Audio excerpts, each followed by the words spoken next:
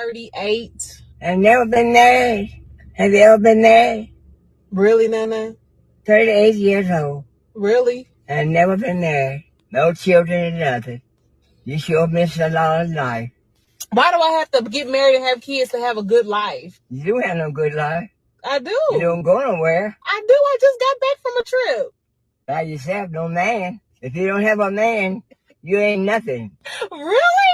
I'm not nothing without a man, huh? You're not a lesbian, are you? Are you? No, I had a husband. Say that, huh? I still have sex. You what? I still have sex. I know you do, but that's not right. That's dirty. Sleeping around like a... It's one person. One person. Sleeping around like a...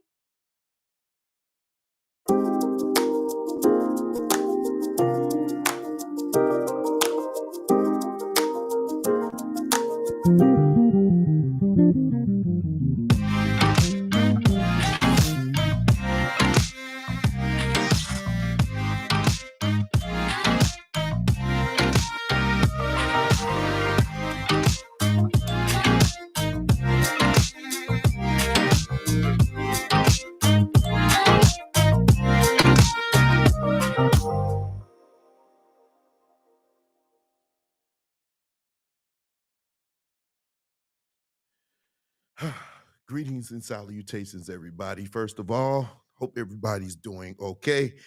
Gonna try to make it through this show. I'm not feeling the best. Man, working with children and being outside and weather does crazy things to your throats and all that everything, man. It's just crazy. And I've been really, really busy. Sometimes around this time, I hate it. I love it, but I hate it. As a musician, I love it. I always get to play a lot.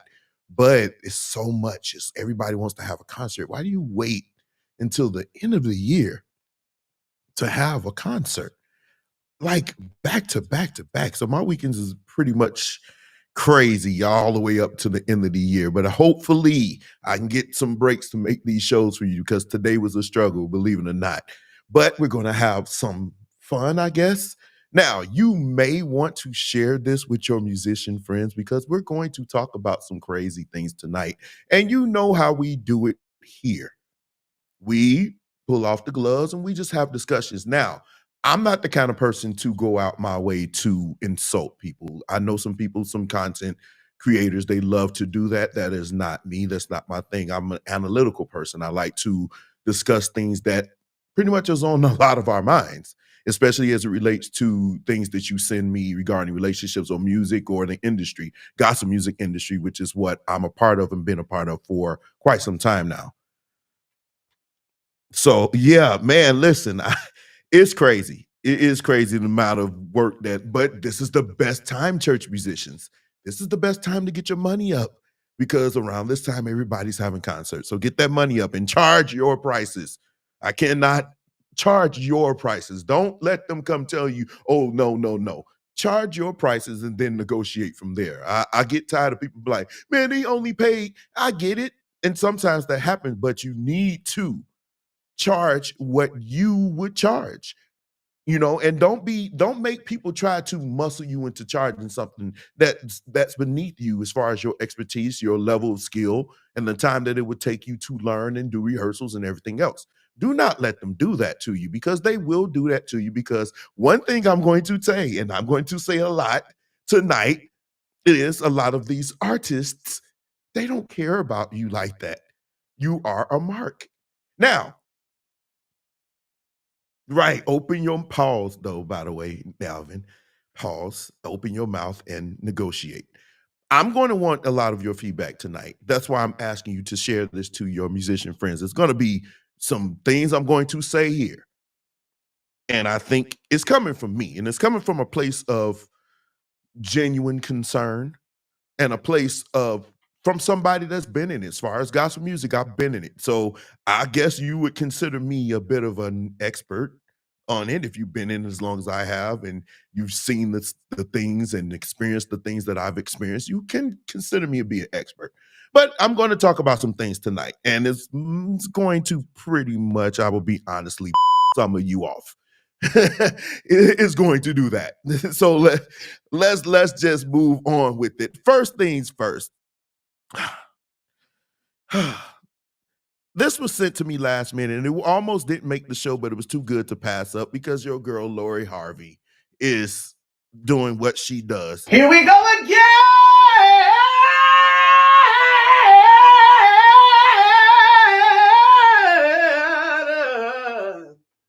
Here we go again. Lori Harvey.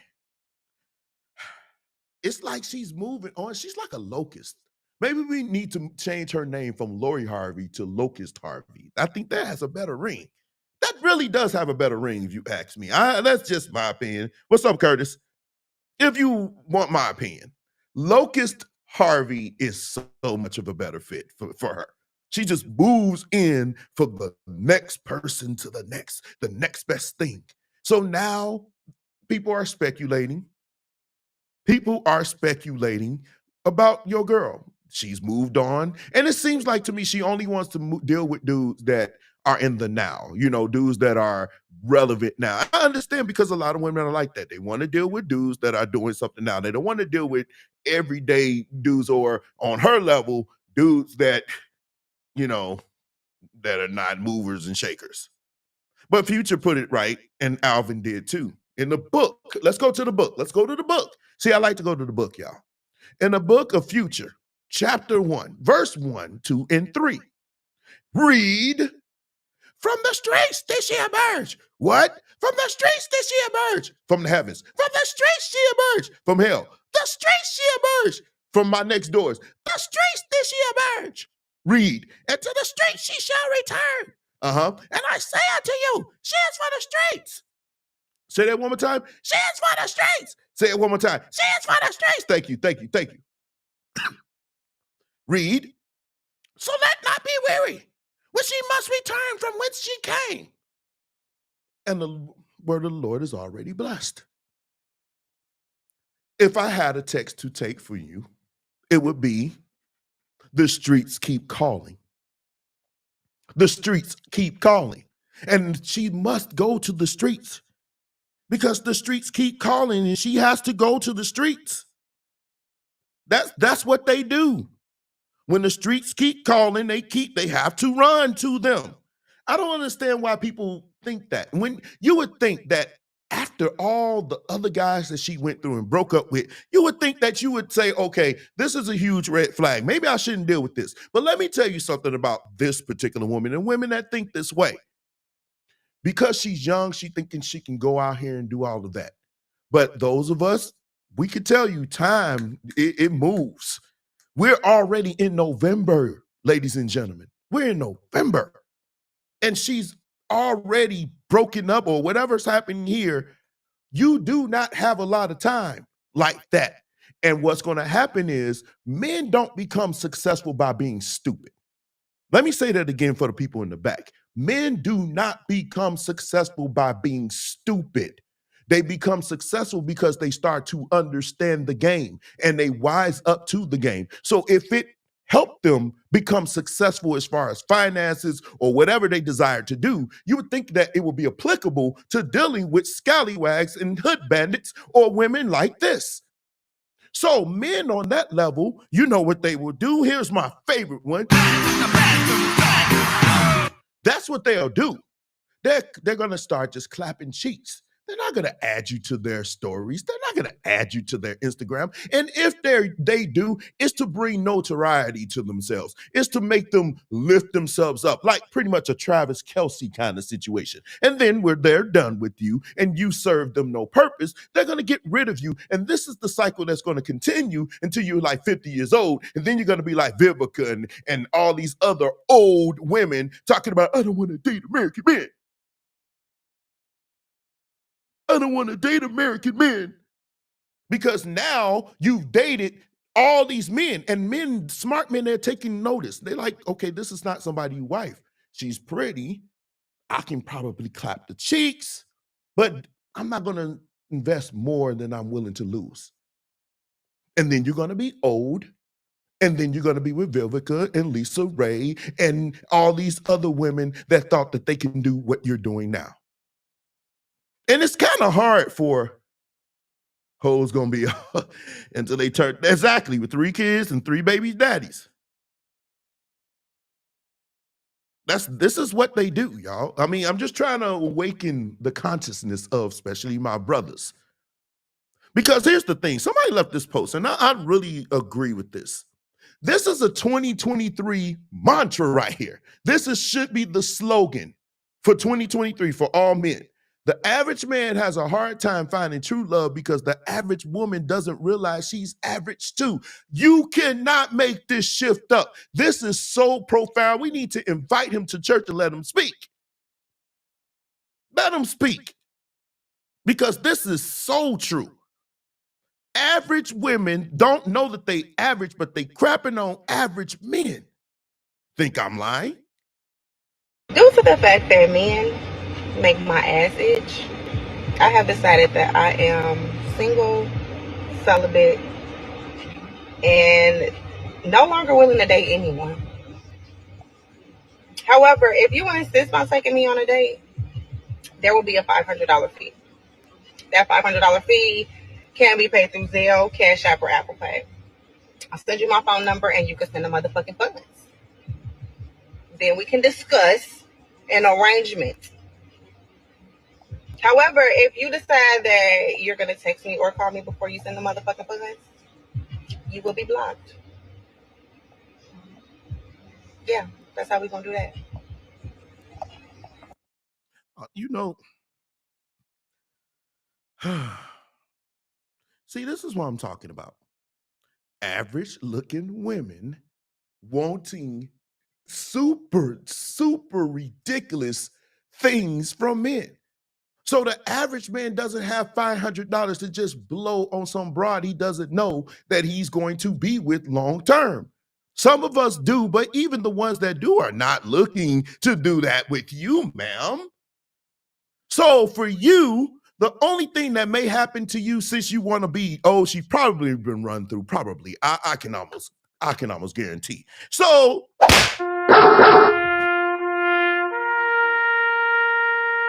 this is for you, ma'am. That's what's gonna be that's gonna be your future. Your dog and you being alone, because men are not waking up, they're not gonna deal with all this foolishness.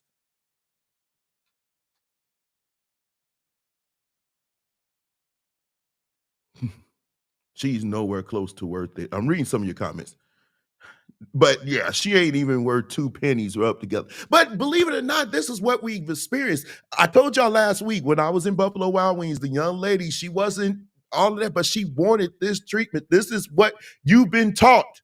Unfortunately, and ladies, you need to unlearn this. I'm telling you, because men, we like, hey, we either, listen, men more so than you have no problems being by ourselves. We have no problems. Because a lot of you, we're happy. Once we're done, we're like, okay, dang, why is she still here? Believe it or not, that's the real. Let me be 100. But you would say, I'm okay with being alone like the lady before. You're not really. Not really. Not really. Like this one right here. She says, after 2 months of talking, I told this guy yesterday that I wasn't ready for the relationship, and he responded. Can't read tonight. I feel like a musician. It's been great. Hope you have a good one. And then he blocked me. No effort, no pressure applied. I'm devastated. You see what I'm talking about? What is pressure? I need to do a live on that, but I pretty much think, what is pressure? What does that mean? That means keep chasing after a chick that told me no, fellas. She tell you no once, that's the only time you need to hear it. If you call her and she play you to the left, don't call her again. That's the way it should be. Stop chasing these average ones. Now, if it was Lori Harvey and you desperately want to clap cheeks, then maybe you should roll the dice. Maybe, play some FanDuel, get your money up like I did. I won last week. It was so beautiful. But anyway, get your money up and then try to approach those. But why are you doing this for average? It makes no sense to me. It makes no sense. Then you got the simps. This fool. Maturity is when you break up with her and still send her money until she finds another man. Would y'all not believe the number of women under this post that agreed with this bullshit? You would not, it would make you lose your mind that people actually believed in this. Men sending money to women they are no longer dealing with. And this should be okay. You cannot make this up. Look, listen. A lot of y'all, a lot of us that are in the dating market or whatever you're doing, man, it's tough for us out here, men and women, but this is a male advocate platform. It's tough. It is tough. I mean, because it's like, what in the world are we getting these days? Jesus. Jesus. You expect us to send you money and we're not together? You can't make it up. You can't make it up. And then you got women out here looking up to certain women, looking at these people. We're going to talk about that. Looking at celebrities. You put these celebrities on pedestals. And then when they don't live up to the height from everybody, you get upset. But I saw something today that blew my mind, and it's going to blow yours too. This woman says, a woman working hard, a woman's working hard when the cuckoo has the wrong.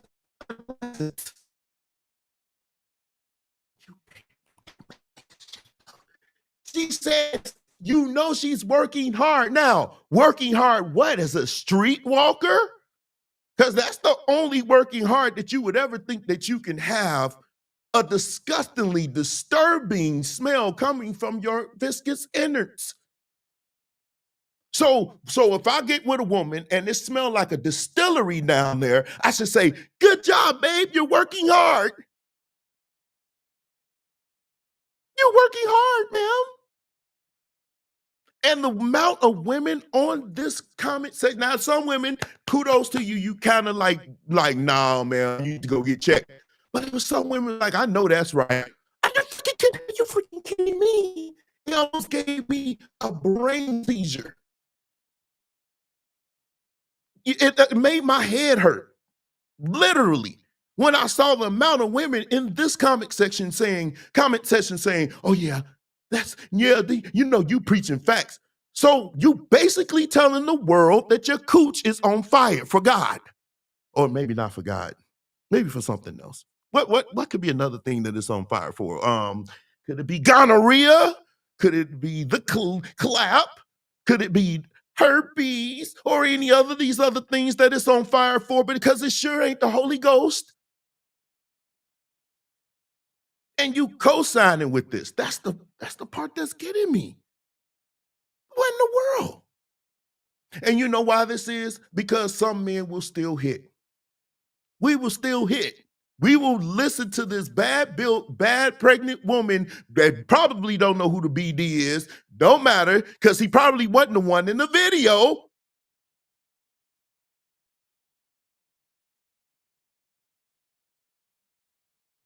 D said, what's up, Marcel? Man, can you imagine the level? I mean, you just literally just told millions of your followers that your cooch is on fire. It's on fire. Let me put my reverb on. It's on fire. You can't, y'all. I know I'm tripping, but listen, this is so disturbing. It's disturbing not because this idiot did this, but the amount of people we put these celebrities, these entertainers, we put them on pedestals too much, and they let you down every time. I guess somebody else. I always wonder something.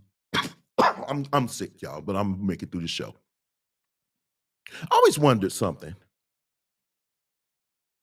When y'all wear those weaves and wigs, right? I always wondered why there's a stench. Fellas, I'll talk for us. Don't worry about it. For some of the, especially the cheap ones, it's a stench. It really is a stench. You don't smell it. Maybe your brain is numb to it. Because like when I wear my colognes and I walk in the building, they be like, man, what is that you got on? And I'm like, I don't smell nothing, but they smell it. Right? So you obviously, your brain can be numb to a smell. Maybe she ain't smelling her cooch or whatever. But I always wondered, why do some of those wigs and stuff like that, why does it smell? It got a weird smell to it. That's another word, weird. Why? Why does it have a smell to it? I think I got the answer. You're so dumb. You are really dumb. For real. You know, I got the answer to that question. And it was sent to me in a video. Hopefully it blesses you like it blessed me.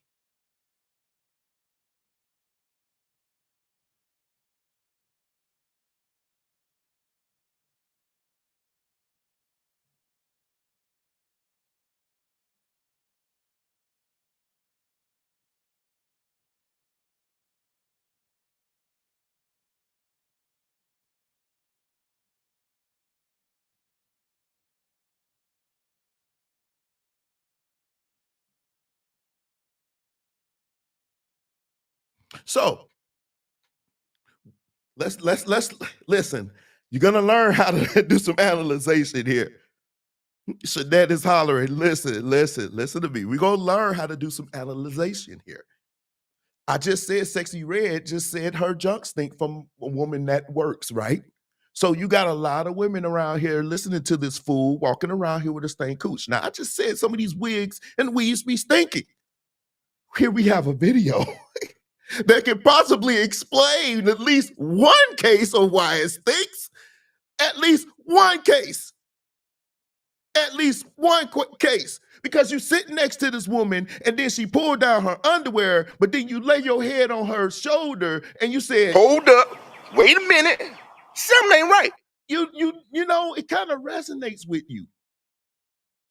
Like your hair smells the same as your biscuits, and your biscuits smell like detained, fish-laden, nasty old fish grease fried with chicken, 10 days old. That's what your junk smells like. But then when I lay my head, I get a hug from you, and your hair smells the same. It's got to be you, ma'am. You stole that weave. You stuck it down in your underwear, and now they're twins. Amen, church. You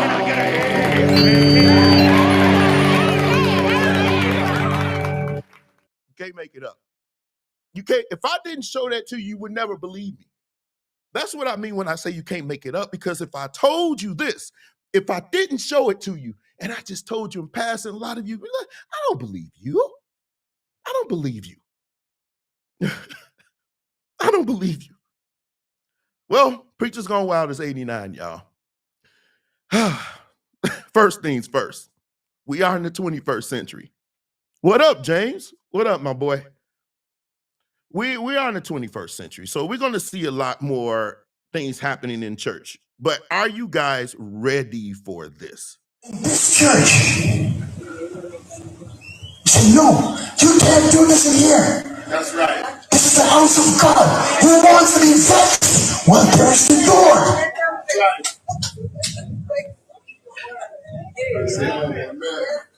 That's it. Because you want your children here to be the next generations of leaders. You want them to be the next generation of great engineers and doctors because God has directed them to greatness. They have a relationship with God. They don't have to be afraid when they're on the bus or at school. Somebody's going to bully them. Let me tell you something, man. You can't tell me that you're going to bully my child at school because what? Do you think we're ready for that? Do you think we're ready for that? I don't think I will ever be ready for a robot doing teaching a Bible study. I just think that this was probably for you to get them more like excited in it, whatever that was. But Pastor RoboCop, Gundam, man, look, don't go there. I mean, that's the show. We don't need to go there. But I looked at this and I said, okay, I don't think we're ever going to be ready for that. Like, if it was for fun, like if you have Megatron or Optimus Prime come in and be like, let me tell you, Autobots, the goodness of the Lord. I don't even think I got a robot, Sal, do I? I got a monster, Sal. I think I got a robot. Let me tell you the goodness of the Lord. If you lift your hands and worship, He will come and He will deliver you. Are you ready to be saved, my brothers and sisters? Yeah, that would be kind of live. That would be kind of live, but I don't think we're ready for that just yet, ladies and gentlemen. Let's just keep church. Let's just keep it where it is. I mean, it's some wild stuff. I got videos. We'll be covering that. I've seen some wild things, and musicians were playing some wild things during church. I feel like playing Computer Love. Go ahead, Marcel. Post it. Let me see it. So we just gonna skip this Marvel universe and go straight to the robots. I mean, I don't think we're ready for Spider-Man though. I think we already got Spider-Man. It was on Preachers Gone Wild. We had a Spider-Man already. He did his thing. Now, that's not to say preachers get a pass, because this is Preachers Gone Wild. I saw something that was sent to me, and when I saw this video, I said, okay, when you get hyped, I ain't never tuned up. I teach. I'm a teacher. If I was to preach in front of these churches and then actually sat there and listened to me, because it would probably be bad, would I be hooping? When y'all hoop like that and y'all can't control yourselves, do you think you would go this far? Do me like Jesus. Do I have a witness? Stop playing church. Stop coming here with hell in your heart. You ought to be a praiser that can't nobody like Jesus. Do I have a witness? Ain't God all right? If you've been changed by the blood of the Lamb, let me see you wave your hand. Say thank you. You've been good to me. Do I have a testifier when Jesus? It's never okay to get down to your tank top. It's never okay. That's just me. I never get down to my wife beater. That was just too much. Y'all can tell me if that was too much. I think it was. I think, I mean, we had a live talking about clergy garments. This dude just took it off and wanted to go, had his beer belly, his dad bod out, with his tank top on. I mean, he said he got he got hot. Yeah, he did. No AC, probably, but dude, nah, you keep that on. It was too much. Thank you. It was too much. Too much. Now, was this too much? Y'all ready there with me? Say,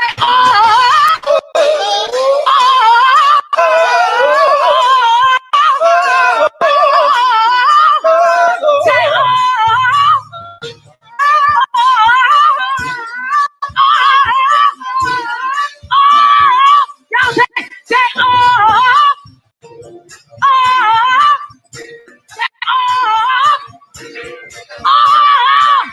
everybody come to.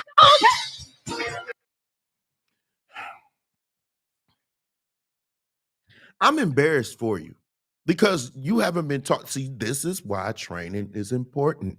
You can't just jump up in front of people thinking. You have to be able to read the room. You have to know they ain't feeling you in your team ain't feeling you, they ain't there. So what she should have done when her team wasn't doing it, just go to the song, just sing. Don't try it. It's not, they don't want to they don't want to war chant. They don't want to do none of that. Your praise team didn't want to do it. You got to be able to read the room. And when her team couldn't get it, and it had one man trying to sing it, just leave it alone, ma'am. Just go straight on forward. Go straight on forward.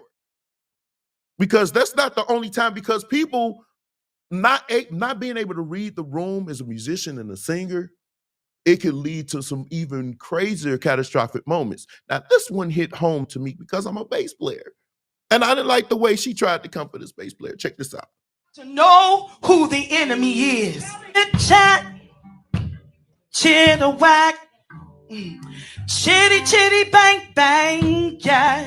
He's on the attack. Give me a bass line. Trying to surmise you, trying to demise you, but you've got to know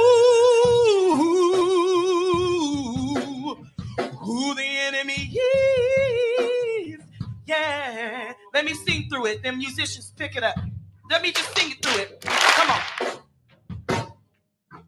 Chit chat.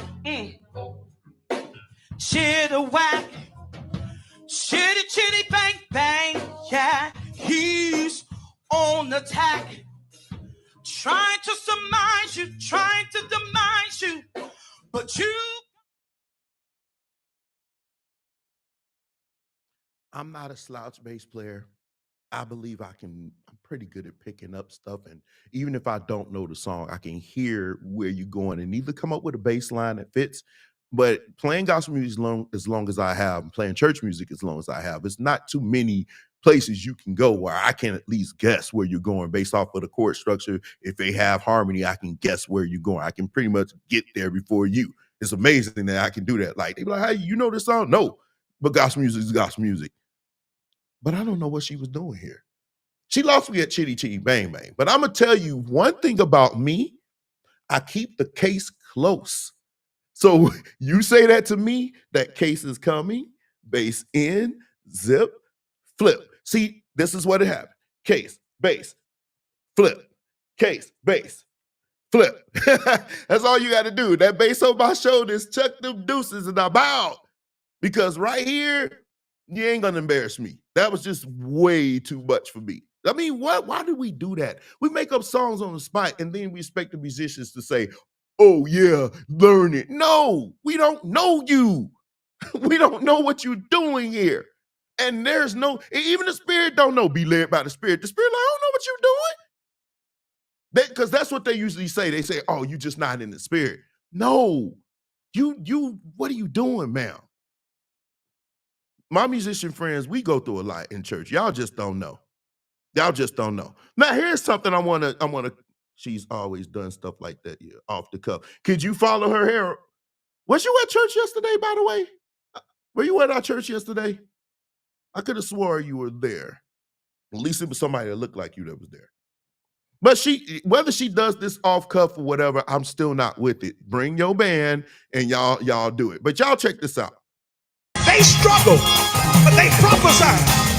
But they say, keeping your head above water, making a way when you can, temporary layoff, easy credit real long, stretching into life, hanging and jolly. Ain't we blessed? Ain't we blessed that we got it? What do we have? Good time.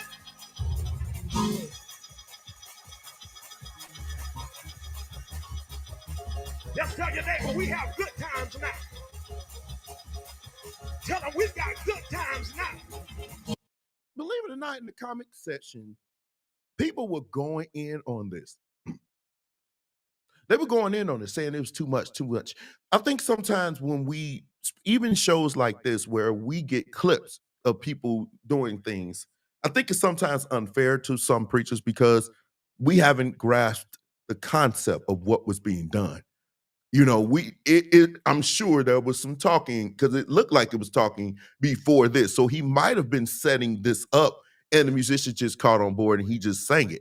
I don't really think that this is an issue, but believe it or not, in the comic section, people were going in on him, saying it's too much, it ain't of God and everything else. Why are we like this? Do you now, yes or no? Do you feel that the black church can be extremely dogmatic?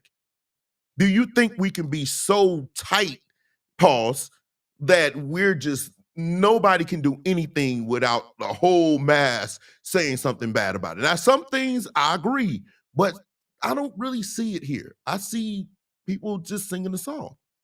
I didn't really have a problem with it because I'm smart enough to know that it was a context behind it. I really believe that it was. I don't believe he just woke up in the morning and said, let's just sing good times. No, I think it was a context behind it. And I just think that people were being unfair with their criticism. Now, there will be criticism, good and bad. It's funny, we can take the good, but we can't take the bad.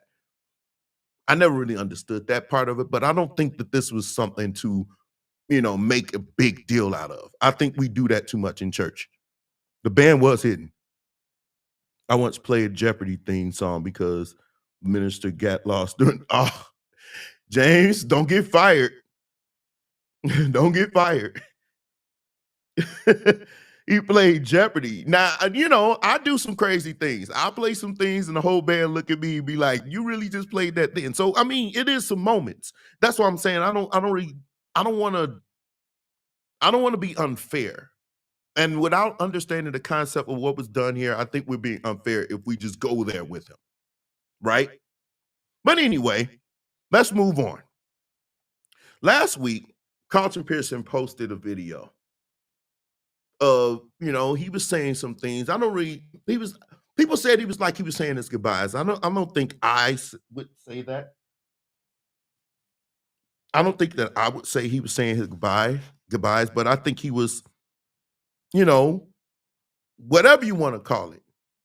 But in the comic section, there was some people in there that was extremely disrespectful and heartless. I'm from the school of thought that if somebody is dealing with an illness or sick or whatever, that you handle that with the greatest gift, the greatest level of care, sensitivity. I'm thinking that's what you should do. But over the last week, I've seen some things, and it kind of made me think that really I mostly deal with church people. If you're not church people, then really don't mess with you like that. No offense, but it's not what I'm connected to. I'm church. But I've seen church people say some hurtful things about this man. One person said, well, I guess you're gonna find out if hell real or not now. And I said, wow, is this where we at? Because he was one of the people said he don't believe in hell. And so people had some things to say. And I feel like I think especially over the last few years, we've forgotten what it's like to be human. Not even saints, not even in church, not even believers, but just to be human. Just natural compassion is the things that we lack. And it's unfortunate that it's the same people that run and holler around the church that seems to has the least amount of compassion. Sympathy, empathy, whatever you want to call it, they don't have it. And so I saw that and I was like, wow, this is crazy. And really, a lot of them didn't get with his gospel of inclusion. I don't know why you would call it his gospel. This was dumb, but they called it the gospel of inclusion. And his inclusion basically said, there is nothing you can do that can separate you. I'm paraphrasing from God. You can't go to hell. God is not going to send anybody to hell or whatever. So people who were alternative, they were okay with it. And some people, they felt like they were okay with it. But then you had some people on the right that was saying, oh, no, you can't just do anything you want and go to heaven. And I'm saying nobody's going to heaven, but that's a whole nother live. But I understood what they were saying. One of the things that I've been trying to express to my followers and people who follow me that I talk to, it's a book that's written that's not in the canon called The Apocalypse of Peter.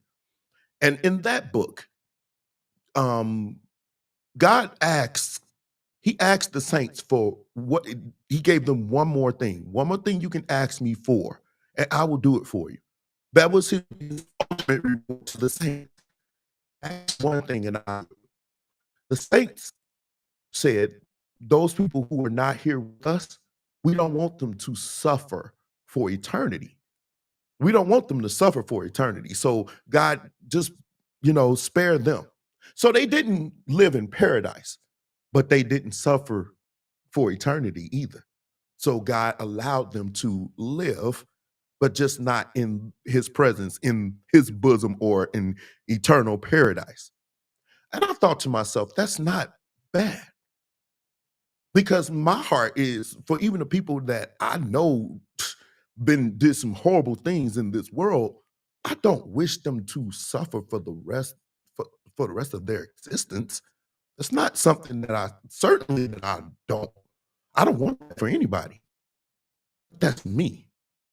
Because obviously, especially dealing with this situation, there are some people that are hell bent on sending you to hell to burn forever. That is their whole joy, because they preach it, they sing it, and everything else, that you're going to burn in a lake of fire. And I never really understood that. So the one time somebody preaches something that's different, you say he's weird. You say he's a reprobate. He's a heretic and everything else. And this person left a post, not his picture, this. Imagine inclusion triggering and angering, and exclusion calming. It's almost like akin to racism.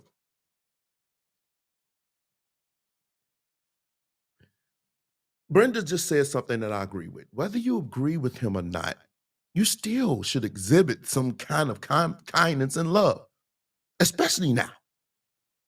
And I haven't really seen too much of it. And it's funny, some people want to give him his flowers now, but you condemn this man to hell. Now, here's my question to you watching before I show you what Larry Reed had to say to a certain somebody.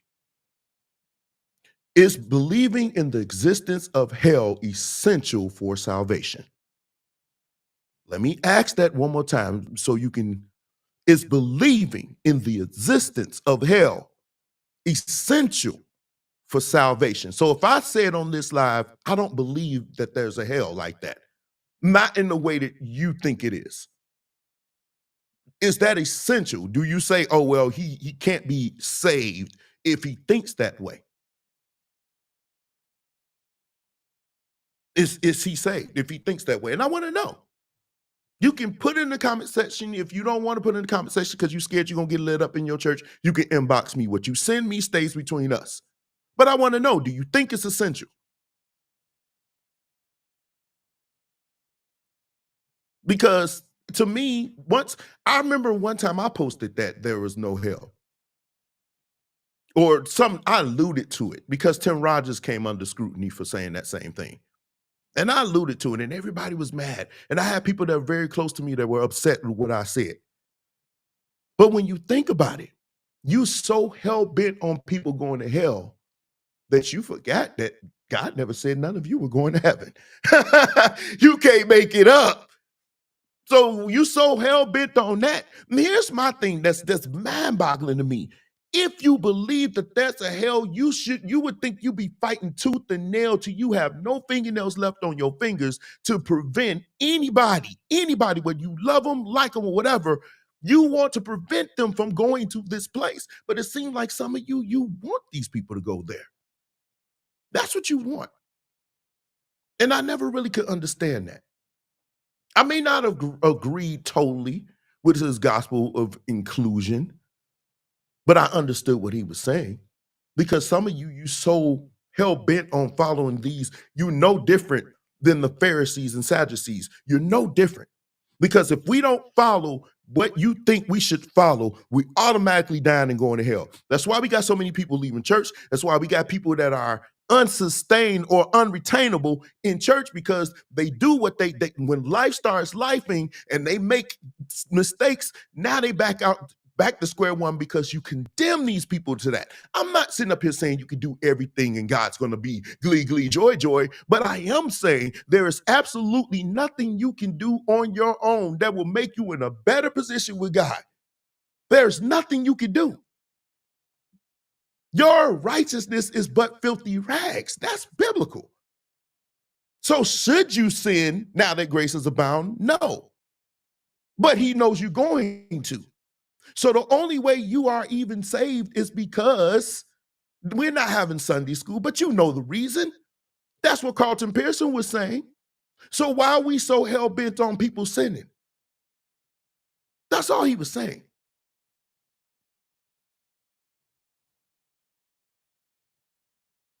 Because if you want to be totally honest, when you say hell, believe in hell, then the question of which one needs to be said, because they all were translated hell. So which one are we talking about here? I'm going to leave you to do your own research on that. Before y'all condemn him to hell, you first got to consider which one. Because if he leaves here, then he's definitely going to one. Catch what I said and research, and then you come back. But I didn't like the way this was done. I just don't like the way we do people like that. Because even if he was wrong, because he sincerely believes it. He sincerely believes it. I don't think he was doing it. He lost pretty much everything. And the crazy thing, I had a video and it was too long for me to post, but this man prophesied to him that all of this was going to happen years ago when it was still Azusa Street. Y'all remember Azusa? Y'all remember that cold conference? My mom went a few times. He prophesied that he was going to start teaching something. People was going to walk away from him. They was going to, man, it was spot on because this is exactly what happened. But he did say, you're going to reach people that they couldn't reach. You're going to reach, he told Carlton Pearson, Bishop Carlton Pearson, he told him, you're going to reach people that most of them will never be able to reach. And you're going to preach a gospel to them that's going to make them feel God's presence and love in a way that they never experienced it. When I saw that, I said, oh, I clutched my pearls. Even though I don't wear pearls, thank God. But he prophesied to him. And all that came to pass. He lost almost everything, if not everything. A lot of preachers walked away from him. And I think that's the thing that triggered Larry Reed when he left this post. Why Bishop T.D. Jakes hasn't released a statement of the contribution of Carlton or called for prayer for Carlton Pearson when we wouldn't know his A Sonda Sonda if it wasn't for Carlton. Show some type of honor for the person who opened the door for you to be introduced to the world. See, it's stuff like this that irritates me differently than how it irritates y'all. There's so much I know and don't speak. I don't like the private by night calls and visits of agreement with who and what Carlton is and stands for while appearing in public, you ain't with it. When the cover comes off of the entire black church and its preachers, many of you are going to be shocked, mad, then heartbroken. And just so you know, there are no refunds. The lack of personal prayer in tongues, meditation, Bible, and other book study and asking questions has your ability to discern the foxes in the pulpit almost non-existent. Lord, help me. I'm trying with my thumbs. So y'all see what Larry Reed had to say. Nobody, not too many of the high-profile preachers said anything. Nobody. I mean, maybe they're waiting for him to pass before they start doing it. I mean, I don't understand why you can't just get this man his flowers while he's alive. Don't wait for me to leave before you give me my flowers, but that seems to be what a lot of us want to do.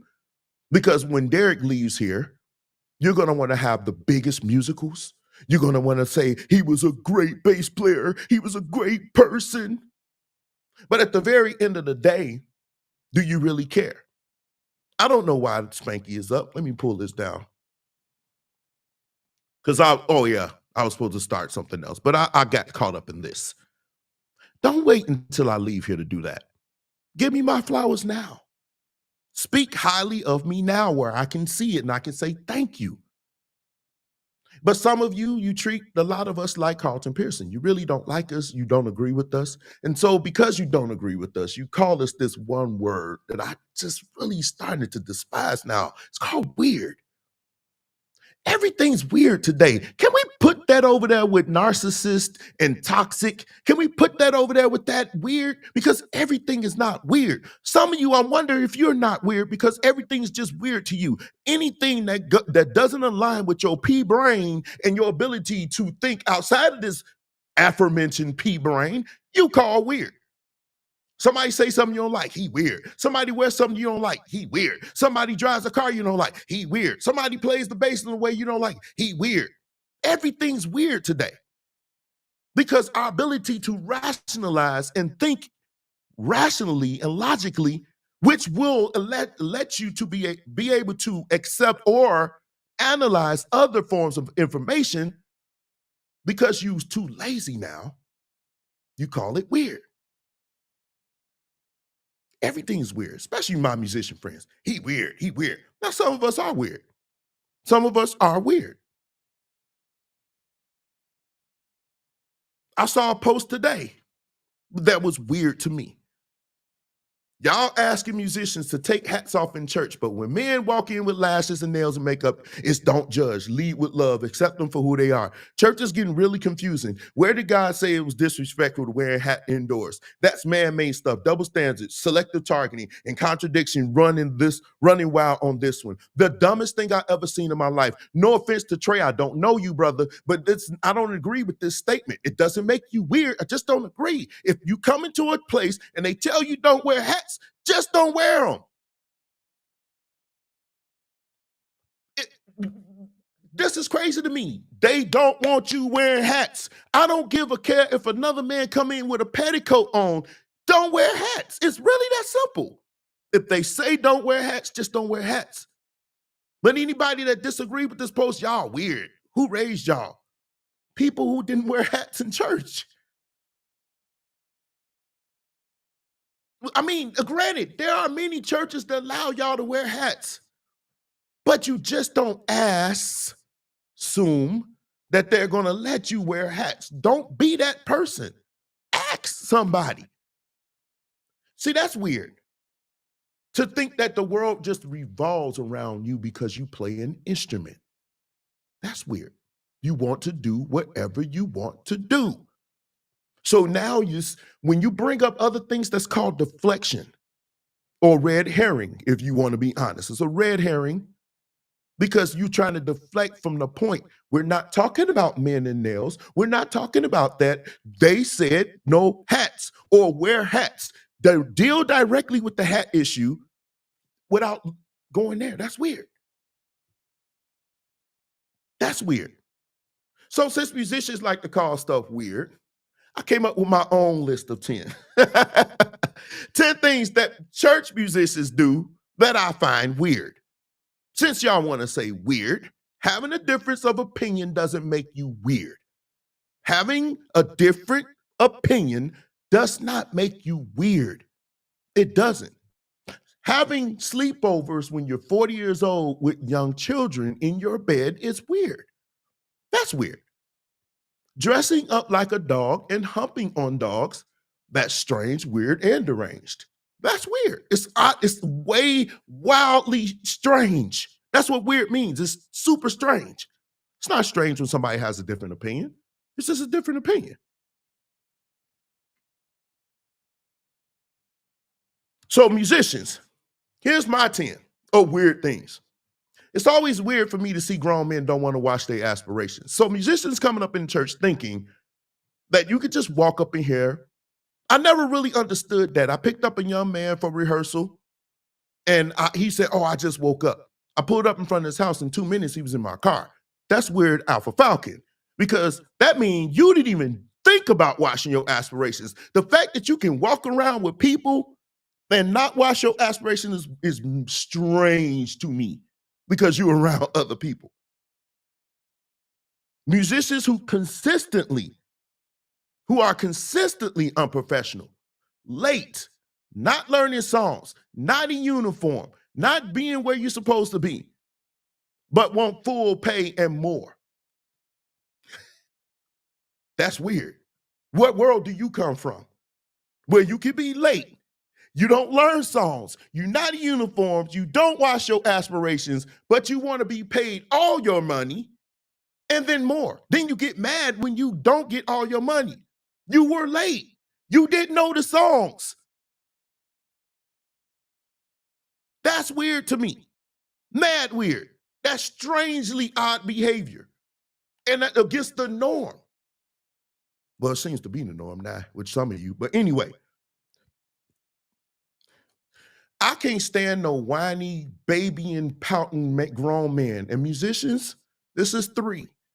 It's strange and weird to me for grown men to whine and pout about every freaking thing. Sometimes being the band director, not the guys in my church or whatever, but sometimes in my life over the years, y'all the most whiniest men I have ever seen in my life. I've never ever seen so many grown aspiration men whine, where my room, where my food, where my nothing, really? About everything. At what point do you grow up as men and get your and handle things in your own? Having a gripe ain't one. This is not about that, but some of y'all just whine. Turn around. Be whining about you whining about that. That's weird. That's strangely odd behavior from somebody that's supposed to be exhibiting something else. You whine too much. Jesus Christ. It's almost maddening to deal with some of these people. You whine too much. Good Lord. Good Lord. It almost make me just want to just throw something. I'm like, please make it go away. Here's number 4. It's going to hurt some of you. It's going to hurt you. 35 to 40-year-old musicians still chasing the dream that's eluding them. Let me clarify.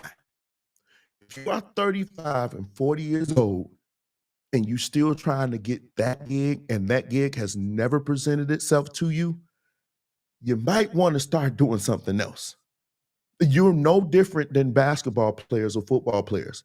When your time is past, you need to know that it's past. That's not to say it won't happen, but the likelihood of it happening is real. You have shared too much time in this game. You're 35 and 40 and you're still running up the street playing for locals. There's nothing wrong with locals, but if you desire to do more and that opportunity has not shown itself to you, then maybe, just maybe, this ain't for you. That's weird for me because now you should be moving to the next phase of your life. Now, if you in the game, you've been doing it, this ain't for you. I'm talking about the people that are not in the game, that never did anything on a large scale, and they look at the Super Bowl, one day that's me. No, sir, that will not be you. That day has passed, unless, of course, you hook up with one of these OBGs. You hook up with one of the oldies, like a Lionel Richie or one of these older groups, then maybe. But are you even in line to be with those groups? So it's time, brothers and sisters, for you to find something else to do. That's not to say that it won't ever happen, but you shouldn't be. When I mean by chasing a dream, when we were younger, we were trying to play basketball. You play basketball every day. You hooped, you hooped, you hooped. You went to AAU, didn't work. You went to college, it didn't work. You tried out for a B-League team, it didn't work. You tried out for an NBA team, it didn't work. You still out here hooping. At what point do you say, maybe this ain't for me? The same thing goes for music. And why? Because now there's a whole new generation of musicians that outside of reading, that don't read a book, they can't spell their name or sign a contract, but they can play their instrument. And here's the thing, because of the former, they'll be quick to be signed before you. Why? Because I can get them to play for 150 while you 35 and 40 charging me 400. They will do it for 150 and they're better because this is all they've done. You've read books. You took math. You went to class. They were butt naked, sweating with a tank top in a basement with other men playing drums. That's what they were doing. So if you're 35 and 40, you might want to start looking at something else to do with your time. That's not to say give up music. Music is wonderful. I love playing it myself, which is the reason why I still do it. I love playing music. Yes, it's financially, advantageous at times, but I know I got other things going on too. I ain't gonna be caught up in that number. COVID messed a lot of y'all up too. Here's another one. Musicians who display undying loyalty to musicians who don't even know them. Somebody leave a post about a musician in a group and you automatically getting triggered. You ready to fight, you calling people names, you calling them weird. But here you are, a grown aspiration man, ready to fight for a man that don't even know you and wouldn't know you if he fell over you in the street. That's weird to me. That's weird to me. This man doesn't know you.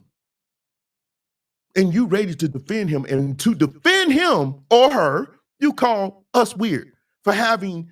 I remember one time I was in a group and this young man, well, he's not young, but he likes to stir the pot. But he said a lot of musicians, y'all only like this picture or you only like her music because it's a girl playing. If it was a man playing the drums this same way, y'all wouldn't like him like that. And a lot of people agreed. I was actually one of them that actually did agree. Women musicians get more play and spin than men musicians doing the same thing. That's just the reality. They lit him up and called him weird. They argued and fought over some chick that wouldn't even give them a time of day. That's weird. The same thing with you musicians. It's weird for you to ball ride artists like you did Usher. You ball rided him. You rode his balls so much that he woke up with balls the size of basketballs. He couldn't even pee straight. His pee came out like a water sprinkler because so many of y'all was so much on this man's nuts, but he's never going to hire you. That's weird.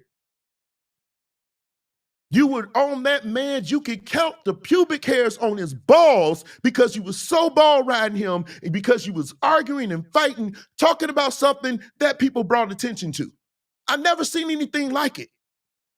It was the weirdest thing I ever seen. That was weird. Y'all called them weird. You were literally ball riding somebody that don't know you, don't care to know you. It's not going to hire you. You too old. You don't watch your aspirations. You show up late. You don't learn songs. Why would he hire you? Why? That's crazy. Which brings me to another. I think it's extremely weird when church musicians bash gay artists that you have aspirations to play for one day. I'm in the groups. Y'all always going at some artists that I play for over time and maybe currently. You always got something to say about them. But then you in my inbox talking about when Brent not gonna be there or when you not gonna be there, could you put me on? You can't make this shift up. Look, sir, I'm never gonna call you. Never, because far be it for me to your loss. You don't like them, you don't like to be around them people.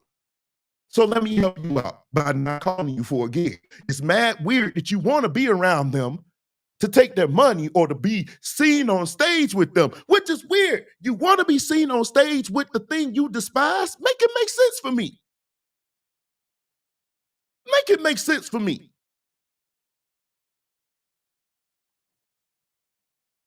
Then the weirdest thing I ever seen in some of these groups that I'm in, church musicians running searches for gay men to make jokes. And I know some of you ninjas ain't got safe search on, so you seeing a lot of sausage fest going on, and are you enjoying? While you looking for that one picture? That's weird to me.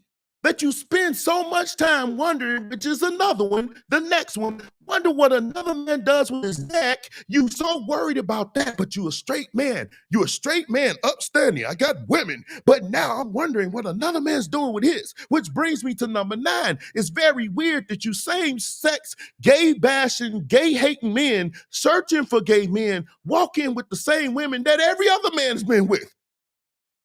Like it's a badge of honor. That's weird to me how y'all pass around the same woman. You can't do better? The same one, why don't y'all just eliminate her and go sword fight?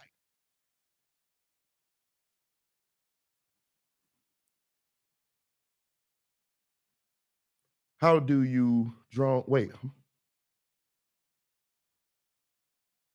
I don't know what you're saying, Jeremy.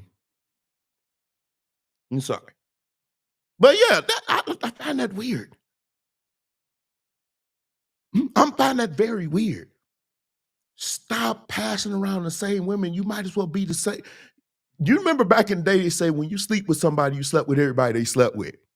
Could it possibly be, just me throwing it out there, that the reason why y'all sleep with the same women is because y'all secretly want to sleep with each other? I mean, I'm just saying. But you gay bashing. You running searches for gay men. People only bash what they fear. And most people only fear because it's relating to something they are dealing with. So instead of getting help to deal with your own personal issues, you decide to go at somebody else. I've never had a problem being around gay men. I've never had a problem being around lesbian women. It doesn't bother me in the least. It doesn't bother me. When I see it on TV and they show commercials with men hugging men and they look like they're in love, it don't bother me. I ain't gay. I like women. It doesn't make me feel one way or another. I'm like, okay, fine, that's them. But y'all,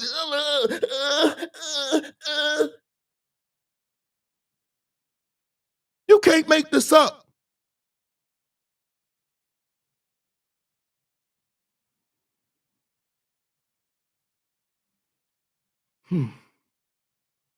The weirdest thing I ever seen about church musicians is this. I always found it oddly strange that no matter what you say to them, one of the reasons somebody just asked me the other day, a young man asked me, do I mentor? And I say, I no longer do it. And the reason why? Because that level of accountability with you guys is just lack of accountability. No one can say nothing to you. We literally see you driving towards a pit of fire, brimstone, alligators, and snakes, and Pee Wee Herman reruns, and you still, we in the middle of the street saying, no, stop, stop, stop. And you fast full ahead because somebody else's woman is pretty much, well, that's sorry, be good. But that's strange to me. No accountability at all. That's wildly strange. Why is it strange? Don't ask people to mentor you if you have no plans to being held accountable for the stupid stuff you do. The one thing I said yesterday, it was one thing, I'm not even mentoring nobody. I love him. I will give him advice, but I'm not mentoring anybody because, well, the school. But I said, you're your own worst enemy. Nobody can stop your success but you. You your own worst enemy. But basically, I'm paraphrasing. Get out your own way and you'll be okay. A lot of us, the reason why we are not successful in what we plan to do, because we've set ourselves up for our own catastrophic ending. We are in our own way. We are in battles with ourselves. We get all dressed up with the sword and shield and everything else, and we go fight in front of a mirror.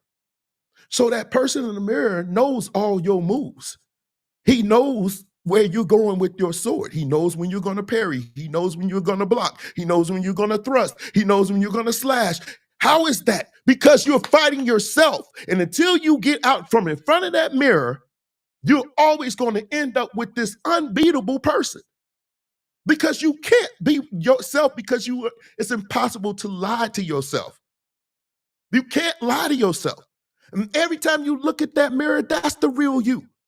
There is not a mentor on earth that can help you as a musician if you are predestined to be destroyed by your own stupidity. So stop asking for mentors when you need mental help because you are incapable of being held accountable. That's oddly strange to me. You can't have one and not have the other. If you asking for a mentor, you mean to say what you really are saying, hold me accountable. That's what you're really saying. And until you're really ready to say that and be willing to make the changes, don't ask for mentors. Honorable mention. And I'm moving on. One of the strangest things I ever seen is musicians who can't read above a 4th grade level, always trying to act like they're smart and ripping somebody else for their own opinions. Last week, Kevin Hayden left a post because our brother Aaron Spears passed. And Usher, somebody he played for 10 years, didn't say anything. What up, Alex? He didn't say anything. In fact, it was 4 days. Now, me, I don't follow Usher. I don't follow those artists. I don't really care. Usher got 3 songs that I like. One of them is "Do You Don't Have to Call." The other one is "You Remind Me." And now that's both. Now, if you mind you Don't Have to Call was Game Breaker. I just love that song. I got it in my playlist now. "You Remind Me," I love the bass line. Then the third one was Called Up. And the only reason why I even started liking that song was because of Aaron. It's because of Aaron Spears. He was the first person I saw. And I was so amazed that a gospel drummer actually ripped this mug up. So I fell in love with that song because of Aaron. But it took him 4 days before we heard anything about it. Some people said he left a story. If he had left a story, I'm pretty sure Rolling Stone magazines would have covered that like they did everybody else's. They covered their stories. They said he left a story. No, to that point, Rolling Stone said he didn't say anything. They actually brought attention to it too. So Kevin Hayden left a post and he said, "All I ever done is try to get musicians to see the industry for what it is and move accordingly." That's it. That's all the man said. All I've ever done was try to get musicians to see the industry for what it is and move accordingly. That's all he said. And it's what he's been saying for 10 years. For 10 freaking years. Whether we agree with him or whatever, this is what his bottom line has always been. I remember one time he did a live. I was walking into a church to play, but I called this live and he was talking about endorsements and he was talking about how musicians need to be the masters of their own brand. This is what he's always done. So I didn't really, when I saw it, I was like, that's it? God is my witness. I said, that's it? But then when I looked at the picture and I looked closely at the bottom of it, this was the bottom. They had went to Usher's page and Usher had been posting. Now again, I don't follow Usher. I went to his page and saw this. People were in the comment sections asking about Aaron. You just not gonna say nothing? You just not gonna say nothing? You just not gonna say nothing? You just not gonna say nothing, basically. And people were, I wouldn't say that they were upset. Wait, let me. It's hard for you to tell an emotional person by what they're typing unless they're all typing in all caps. How do you know these people are mad? Just because they bring up something. They brought up a point. So you're just not gonna say nothing? Anyone mad? How you know? You can see it? Did they call you and tell you they were upset? Or did they just bring attention? These are people who are probably fans of both, and they brought it up to his attention or whoever's controlling the page. This happens when you are a celebrity. See, those of us who are nobodies, we don't know this level. We don't know this level of criticism. So from the outside looking in, you think they're being petty. But when you are a celebrity and you got 11-something million followers, there's part of the territory that comes with it. And so we had a discussion and Jeremy just said something and it was crazy. Because when I looked and I saw that he had left, and this was sent, he left something with Tina Turner died. He had a whole little thing he said about her, a nice little soliloquy, right? So he did, clearly, left something about her, left something about this, something about this other person, Ernestine Carter, said something about her. And so I was like, okay, so he will post when he needs to. And so the question was, and I think this is another thing that's skewed. Does he owe the general public anything regarding this situation? Does he owe it to us? He doesn't owe us anything. Nobody owes you anything. Nobody, no, the man does not owe us anything. I've said that. So you can go back to your friends.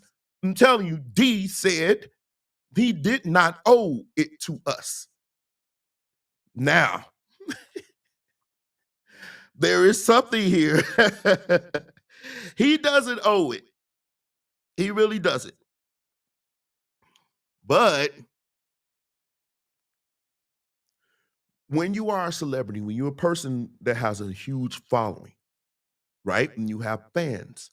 You have fans that look to you. You have fans that hang on you. You have fans that you pretty much share your life with. A lot of these people, these celebrities, they share their weddings, they share their divorces, they share the intricacies of their divorce. Tyrese can't stay off of Facebook or Instagram talking about his situation. People share their baby, their births, their ages, and everything else that as a hacker I love, but still they do this.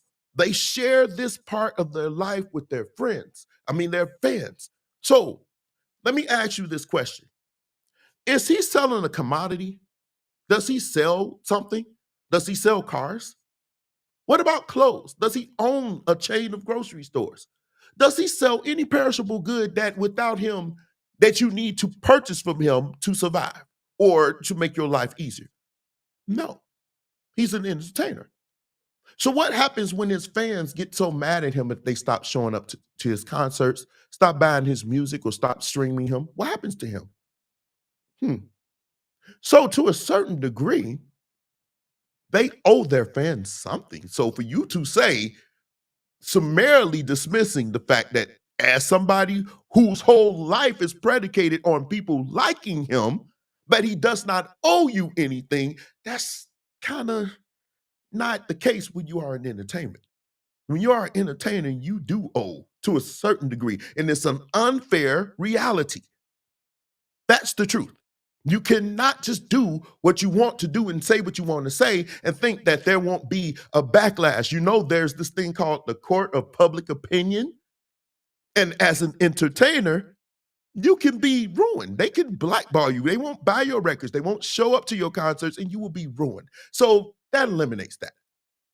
But I think, just me, this is my opinion, it would have done well for him to just say anything, not just leave us out here hanging.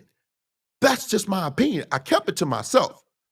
I didn't say, I kept saying Monday. I kept saying Monday. I just feel like something, no words, a loss of words. Dang, this hurt. Something that it just was silence, but it was other posts going up, but it was silence on this. Which brings me to the next point. What's the odds of few fans showing up because of a selective few? Depends on what it is.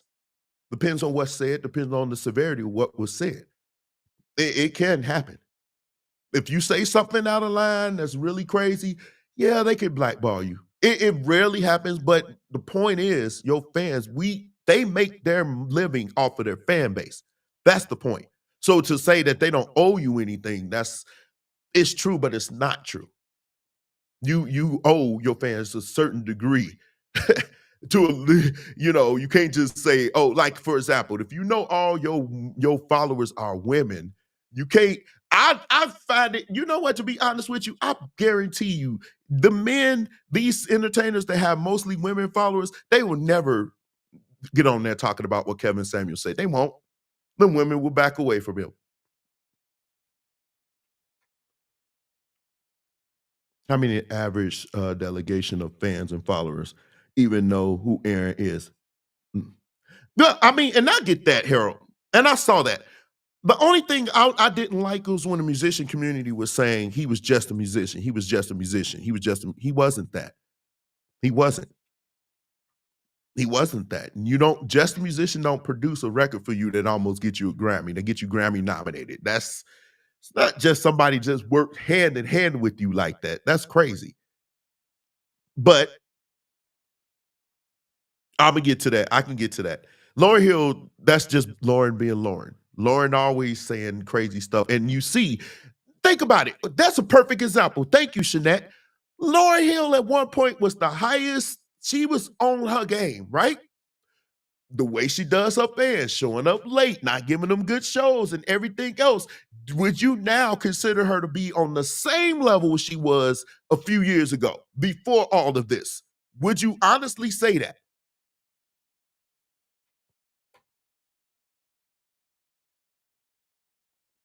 which is crazy. And Rolling Stone, like you said, Will, Rolling Stone covered it and everything else. Here's my thing. People were saying, well, people grieve in totally different ways. I just wish we would open up a book sometimes. I just really wish we would open a book sometimes. And sometimes we just type and we don't actually go and read nothing. We just start typing and start talking. Don't know what you're saying. One thing about grief, people handle grief in totally different ways, but in every instance, that grieving process is ubiquitous. It's seen, it's evinced, it's right there in your face. You can see it. If you're in that person's space, you can see it. They usually cry, which is the number one way. Some people shut down. That would be me. Some people don't say anything. They just go numb. Some people go in depression. Some people drink themselves. They drink more. Their behavior changes. A lot of their mood swings changes. They indulge themselves into work. People handle grief differently. That's true. But one thing about it, you will see it. Friends will tell you. Everybody will say he's grieving right now. But so here's the thing. If you haven't been with him every day, how can you say he's grieving? Because if I look at your page and you talking about something else, and you taking shots to somebody else on their page, or you got time to talk about Travis Kelce and everything else, how would I know you grieving? So how can you then say people grieve in different ways when you don't know for sure if he's even grieving? That's dumb.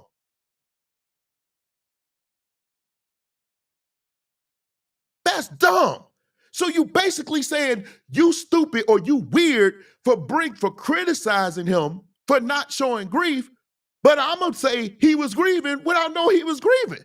You don't know if he was grieving. Which brings me to this point. This little rinky-dink show that I bring to y'all on Monday with my camera and my equipment that I put together, it takes me to put this whole show together. It takes me about an hour or two.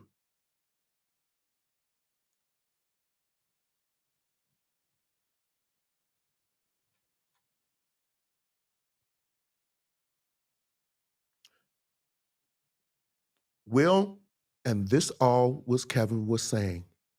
That's all Kevin Hayden was saying. The industry doesn't care about you like that. These artists don't care about you like that. Move accordingly. He said nothing about Aaron. He said nothing about none of that. And they ripped into this man like it was no tomorrow, because he probably ripped into them. So it's like carry over, but instead of debating his points, you decide to attack him and call him weird or call it a reach or call it whatever. But it's not a reach if these people are actually saying, yo, 4 days passed before you said anything. And then on the fourth day, he was even a day later than Jesus raised from the grave. So on the fourth day, you came and put the video. And my meager self could put that video together that he did. I could have done that in 15 minutes. It would have taken it longer to upload it and export it. That's the longest. It took you 4 days for that? Which brings me to this point. Most of these people have publicists that help you do this stuff. There is no god doggone way somebody can play for you for a decade and you don't even, they pass and you don't say nothing. And the ones that bring attention to it, they just brought attention to it. They're called weird.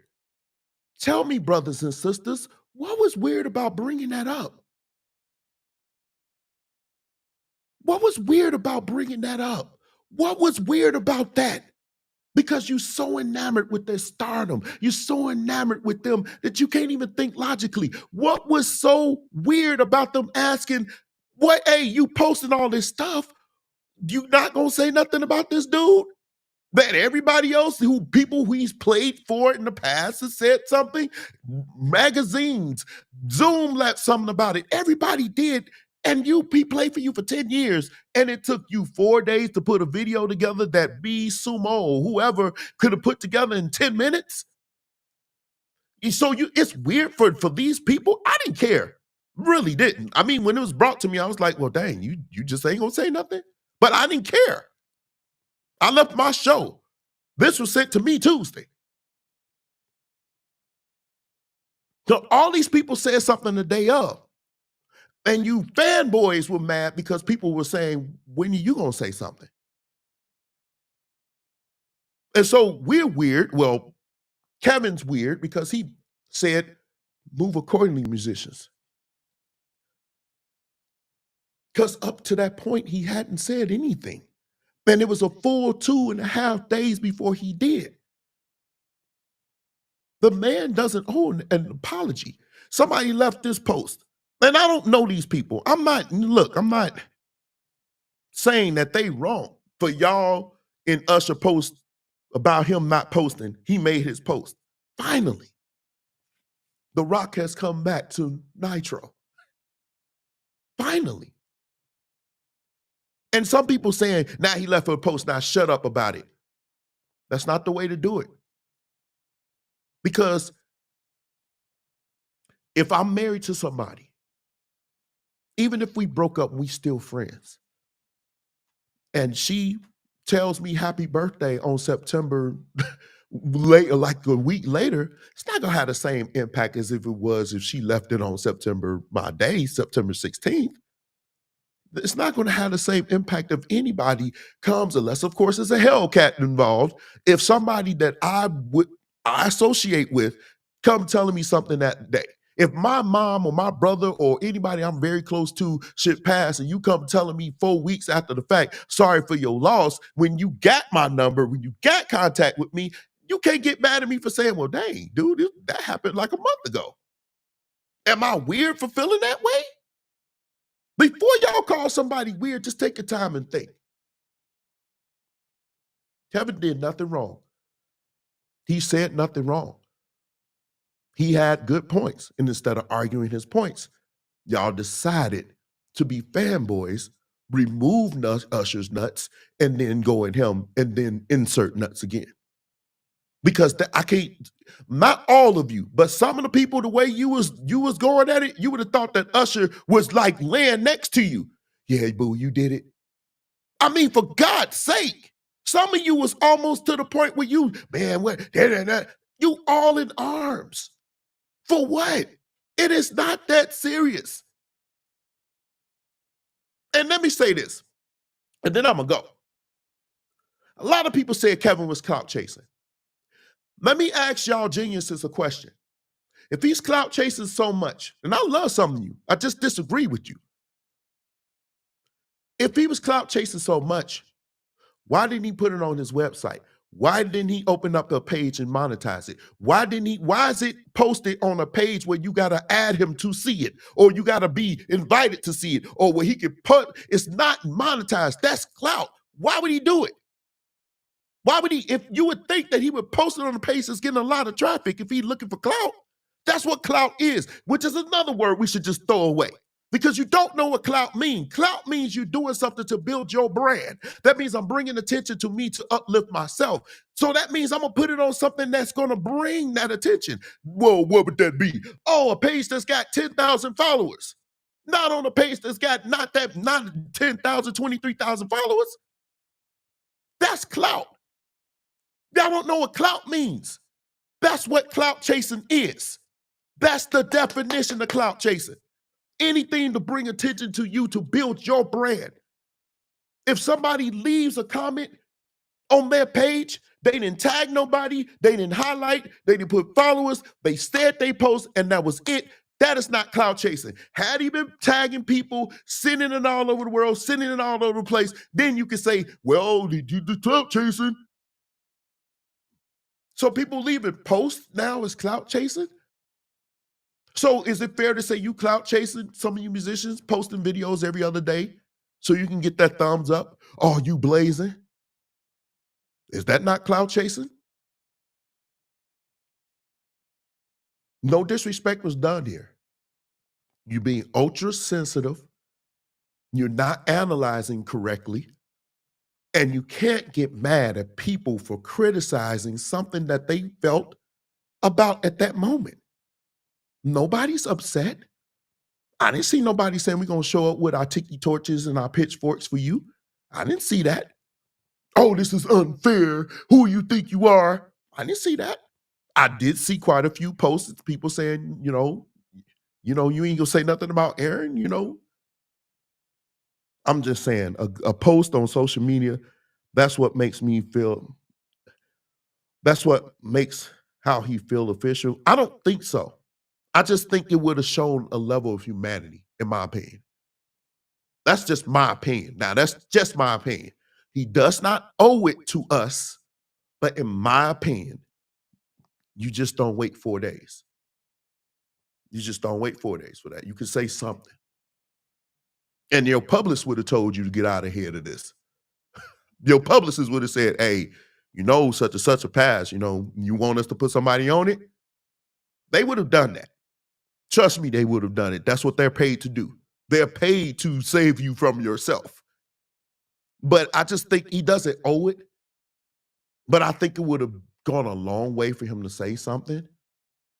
And if he chooses not to, that's on him.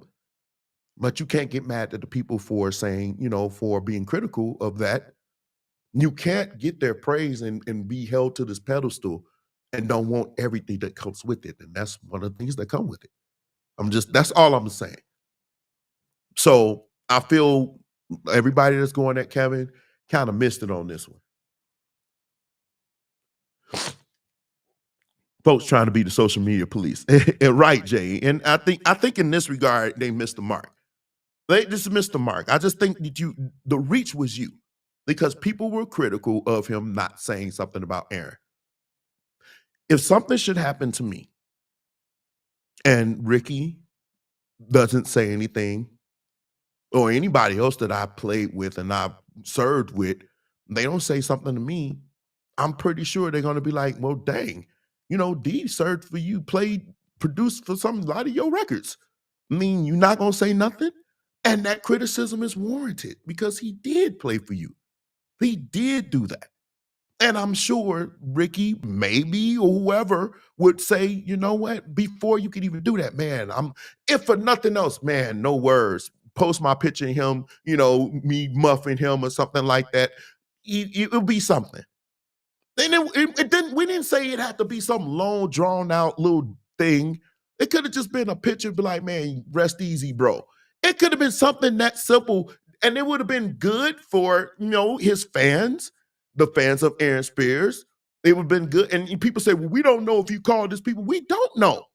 And that's not for us to know. But the point is, when you are a celebrity, it's unfair, but it's a reality that you need to think about before you try to be a celebrity, that people are going to expect things from you that you wouldn't do on your own.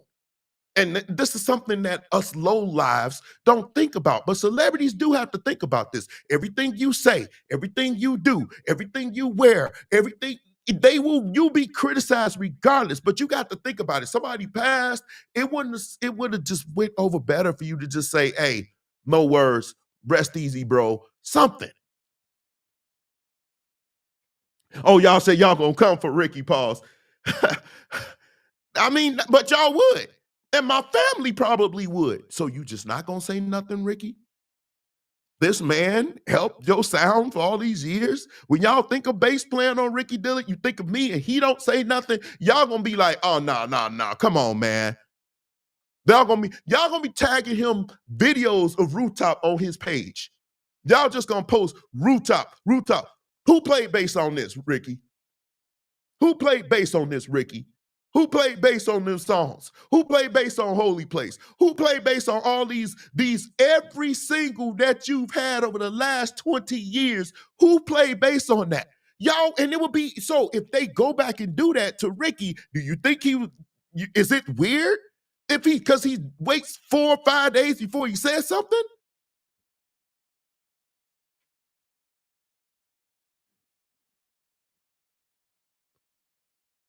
That's all I'm saying. Put it in this regard. Put it in this regard. If something was to happen to any musicians, I can think of the artists they were with. If something should happen to Rexel, which would devastate me if something happened to Rex. Because the best gig I've ever played for Ricky in life was with Rexel on drums.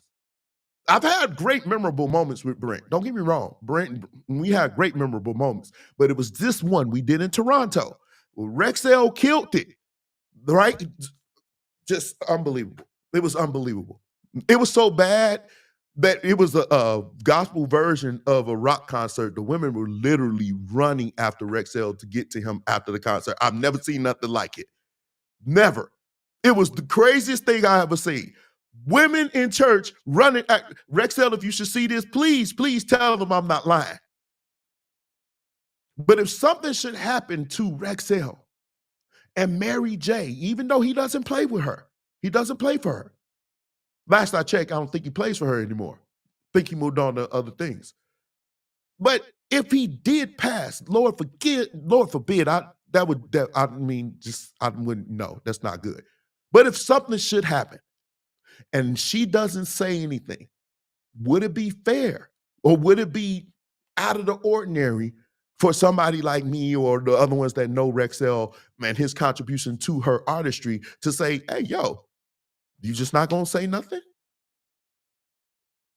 That's not weird, y'all. That's all I'm saying. And most of these artists don't care about you. That's what Kevin has been saying for the last 10 years. Build your brand, make yourself inexpendable. So if they get rid of you, they're not getting rid of musicians. They're getting rid of your name. Insert name. Might insert artist into you. No pause. Insert your name. Y'all really think John P. Key would have been silent for a week if it was? No! He would not. It just was amazing silence, but not total silence.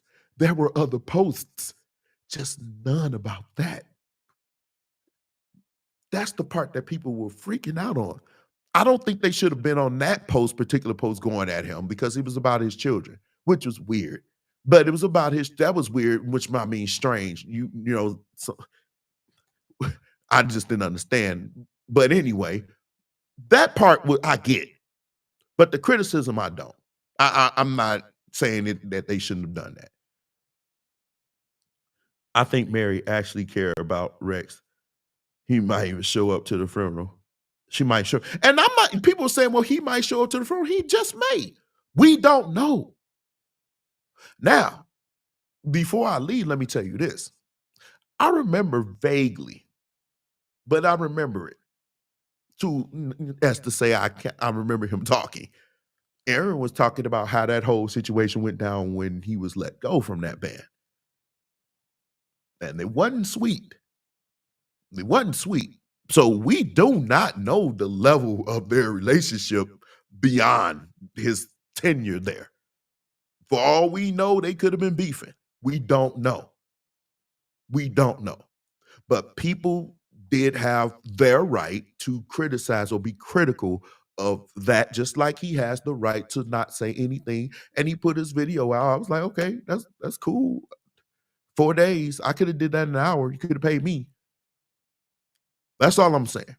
So I just want us as a community overall to just start using the sense God gave us. Stop being so emotionally attached to people that we don't know. Don't get so attached to people that you can't even reason. And people can't bring up other things without you calling them names and being all hostile. You should be able to have discussions about certain issues and certain things that happen in our industry, whether it be gospel music, secular, jazz, whatever. We should be able to discuss these things and not resort to being children and calling each other names, not resort to being children and being insulting. Now, I know I ripped off tonight, but it's all in jest, But really, if we were to talk and you were to come on here, we would have a conversation. And hopefully you can see my point. And I would try to, and I know I would respect your points, but I'm not sure, maybe I will accept it, maybe I will reject it. But the bottom line is it will be two adults having a conversation about something and just having a great time discussing it. Well, not great in this instance, it's a bad situation, but you get what I'm saying. We will at least have a discussion that will be cordial. But for some reason, depending on who it is, we just get all up in arms. And we don't attack what's done. We attack the person. That's the thing. Now, there are times when you need to attack the person. Some of us need to be ripped up. But for what I said here tonight, you can debate what I'm saying and you can disagree or agree. But can we just agree not to attack each other personally, not to call each other names, not to go on our page being hostile, threatening, violence? In some instances, I've seen that happen. Can we not do that? Can we not be fanboys on that? And I'm gonna continue to call you fanboys because I never would understand why y'all so over musicians that don't know you, artists that don't know you. I never really can understand how y'all get so, it's like that in basketball groups. You say something about LeBron, they ready to fight. They ready to argue. You say LeBron is not the greatest all time, you got people calling you names and everything else. I'm not talking trash talking. I'm talking about seriously. In your inbox, one idiot in my inbox going at me for LeBron James. Dude, I don't know you. For what reason?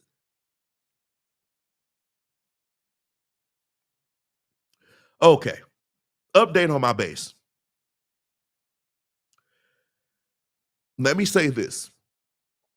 Until that base is in my hands and I see it, I'm still going to be in this place. I'm a little better today for a host of reasons, but I want it in my hands. That's what I will say. And if I get it back, and if and when I get it back, I'm going to play it for you so you can hear why I'm so in love with this bass. So don't worry about it. Don't bring me down like that, Daryl. Don't talk about LeBron. He has an iPhone. Did they win tonight, by the way, Jeremy? Did they win tonight? But I hope you guys enjoyed the show. I enjoyed bringing it to you. But I just hate that. I just want us to be better as far as how we talk to each other. I don't think Kevin meant any malicious intent. I believe it came from a genuine place. I believe, nope.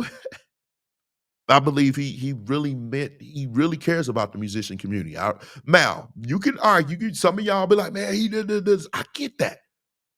I've gone on record and say you can be cutting edge, but I didn't see nothing. And listen, if I saw something that was crazy, I would have told him. I would have said, "Yo, nah, that was a bit much." But I don't see nothing here that made me feel like it would warrant it, and that's certainly not clout. It's certainly I can't see it being clout. I just can't. I didn't see nothing about this being clout. I think this was a reach. This is a reach. But I love you guys. I'm about to jump off of here. I got a long day tomorrow. Oh, before I go, did you guys hear our single? Hold on.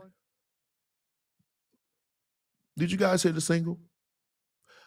I did it Saturday. Y'all blazed last night, by the way. I said earlier, turned my surround sound on last night. Y'all was dialed in. Something. Yeah. Lost by a point. Oh, wow. Yes, they did. Brought them cowgirls down to earth. Let me tell y'all about that whole recording. I just think people really underestimate the work that goes on in doing a live recording for a major artist. Even for a local artist, when they do recordings, it's a lot of work. And most of the time, whatever is going to go wrong is going to go wrong that day. The very day of that session, my pedal wouldn't work. I think it was the night before because we did like a sound check the night before. I usually record with a effects pedal, and I usually just have like an EQ, a compressor, or something like that on it. Those of us who like record bass players, some of you like to go pause, just go straight in raw, right? That's the pause. But I like to use an effect because I like the compressor. It levels out everything. So even though over the last few months, I've kind of lightened my touch. Back then I was still digging. I dig. But so the compressor, it levels everything. So no matter how hard pause I dig, pause, and this is a pausable moment, it keeps everything level. So and it really helps when you go up high. So like some basses, when you go up high, it go do do do do do do do do do do do. So it keeps it, you know, it makes that level, you know, and so that's why I have it. What pedal I'm using? I use the Boss. It's a Boss GT, something like that. One, it's something like that. It's red. It's kind of like yay big, maybe three, I'll say 3 feet, maybe something like this, but it has a whole lot of effects. I love that pedal, but mostly for the recording, I just use the EQ. I kind of notch out some frequencies I don't like, and then like my bass needs more meat. I may boost that a little bit, and I kind of set that for the session. And I got settings for my different basses. So I got a patch for my Fender. I got a patch for my Lakeland. I got a patch for my Shea bass. I got a patch for my the new one I just got. I just got a Sire that I'm using, but that mug is nice. I ain't never sleeping on Sire no more. I was just using it for like a practice bass or something like that, or you know, just to take around or whatever. But that bass kind of smacked yesterday. So with the compressor up front, it's less touch. Well, you don't mash it, Harold. You kind of like make sure you gotta hear it, but you can kind of make sure you're not mashing it. You'll be able to tell it's mashed because it's not. You will play it and it's just like you can't get nothing out of it. You just want to set it where you will hear it, especially when you go up high. You those notes just seem like they just jump out. And then when you play it low, it seems like it's not a volume increase. So that's what a compressor does. It makes the low notes, like the notes that usually be loud, it brings those down. So the low notes that's not usually, heard, it brings those up. And those of us who do a lot of ghost notes and stuff and hammer-ons and stuff like that, because I'm really left-handed, but I play right-handed, which is weird. So I do a lot of this work, So a compressor helps that to sound even across the board. You don't want to do it heavily because if you set the compressor too heavy, you can ruin it, and you would know it. Trust me, you would know you overdone it. Bass loves compression. I say that again. Bass guitar loves compression. You can kind of go there a little bit with a bass, but be careful when you're using bass. Like some compressors, like a DBX 160 is perfect for bass. Um, a distressor is perfect for bass. 1176 is good for bass. The LA2A is cool, but it's a little slow. So, like, if you like to slap, it's going to let that first peek through, and that may be an issue. So, distressors, 1176s, DBX 160s, those are the settings that you want on bass. Oh yeah, noise level. Assuming that bass. Now, my bass, I shield all my basses. So outside of my Sire that I haven't treated yet, all of those basses are not noisy. So it doesn't increase that noise flow because I pretty much got that mug grounded. The 1176 is perfect. Now, bass players, I know that's gonna cost some money, but if you could get a pedal with 1176 clone, that's cool. I have 1177. I used to have one, but I left it when I was in Wisconsin and a host of other things. But get the floor. It's a Carl. Can't name it. It's like a compressor. It was best one I had for a pedal. Boss makes a pretty good one. Um, who else makes a good one? MX makes a good one, compressor. But bass loves listen, bass players, if you never played with a compressor before, get you one. It's gonna change your life. It changes everything, the way you play. Sire basses are actually good. I did a lot of sessions with one back in the day, and some people swore I had my dude. I didn't know. One of my friends that I follow on here, he has a Sire. He swears by Sire. Um, and when I had it, dang, I don't even have it. I want to show it to you. This is the first time I'm gonna do it. I'm about to show y'all. I'm not about to hook it up, but I'm about to show y'all. Give me 1 second.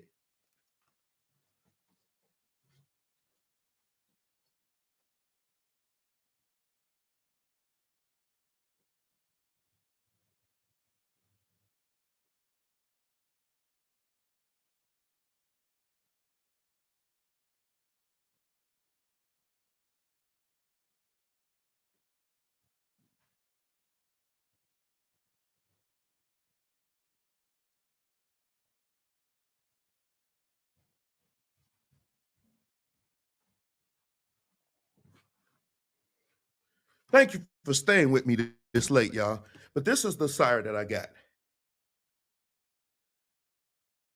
This is a nice bass. It's a sire. It's a sire. And I played this mug in church yesterday. I had to go down my stairs. I'm old, y'all. I can't run the stairs like I used to. But yeah, this sire sounds, it's amazing. It's amazing. I have 8 sires, but I'm also affiliated with the company. Listen, they make pretty good basses. Out the box, it felt wonderful. This and when I plugged it in, the only thing it's missing is my secret sauce that I'm not gonna tell y'all. That's the only thing that's missing is that secret that I get put on all my basses. I got this secret thing, but once I do that, this thing gonna sing. I might do that tomorrow. Might do it tomorrow, but I like sires.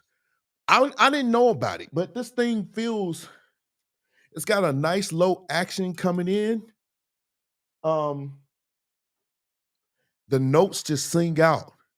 They did a really good job. The only thing I don't like about it, if I had something that's bothering me about it, those knobs, I might have to replace those with some good hip shot joints. But outside of that, I love this bass. Just bought a custom. Whoo, you ain't playing. What type of bass should a beginner get? I got a bass here. This is a Lakeland 5502, right? My green screen cutoff is kind of messing with it, but it's like a sunburst. This is a good bass to start. Now, these are Aguilars that I put in here, and I think this is a Mike Pope in here now. But the 5502 is a good beginner bass if you want to play 5, but it's a good beginner bass, and they're not really expensive. And this bass, if you remember, what bass did I play this bass on? This bass is the one I used on Amazing album, and I used this bass on the Keep Living album. So this one got 2 albums under his belt, and it's a 5502. You know, these basses are not expensive at all. And this bass has found this way on a couple of our records.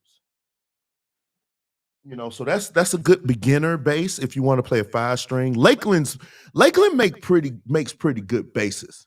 They make pretty good. Now, I had that plate that pick guard made, so you have to excuse that. That's why that pick guard's on there. But yeah, Lakeland makes pretty good bass. That bass is a feel good bass. The action is perfect. Man, listen. Oh, did you play my Lakeland before, Jeremy? Did you play my Lakeland before?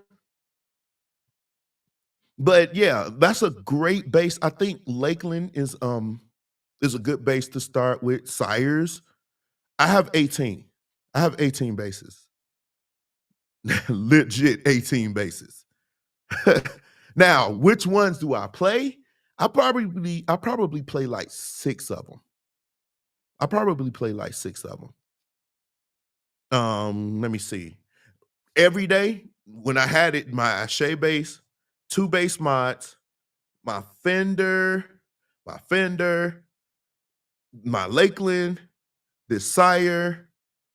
What else do I play? At home, I still play my 6-stringers. And my 8-string, I never play. I played it on a record. I did a guitar solo on the bass. It was weird. It's an 8-string, and I did like a guitar solo on it. My Warwick. The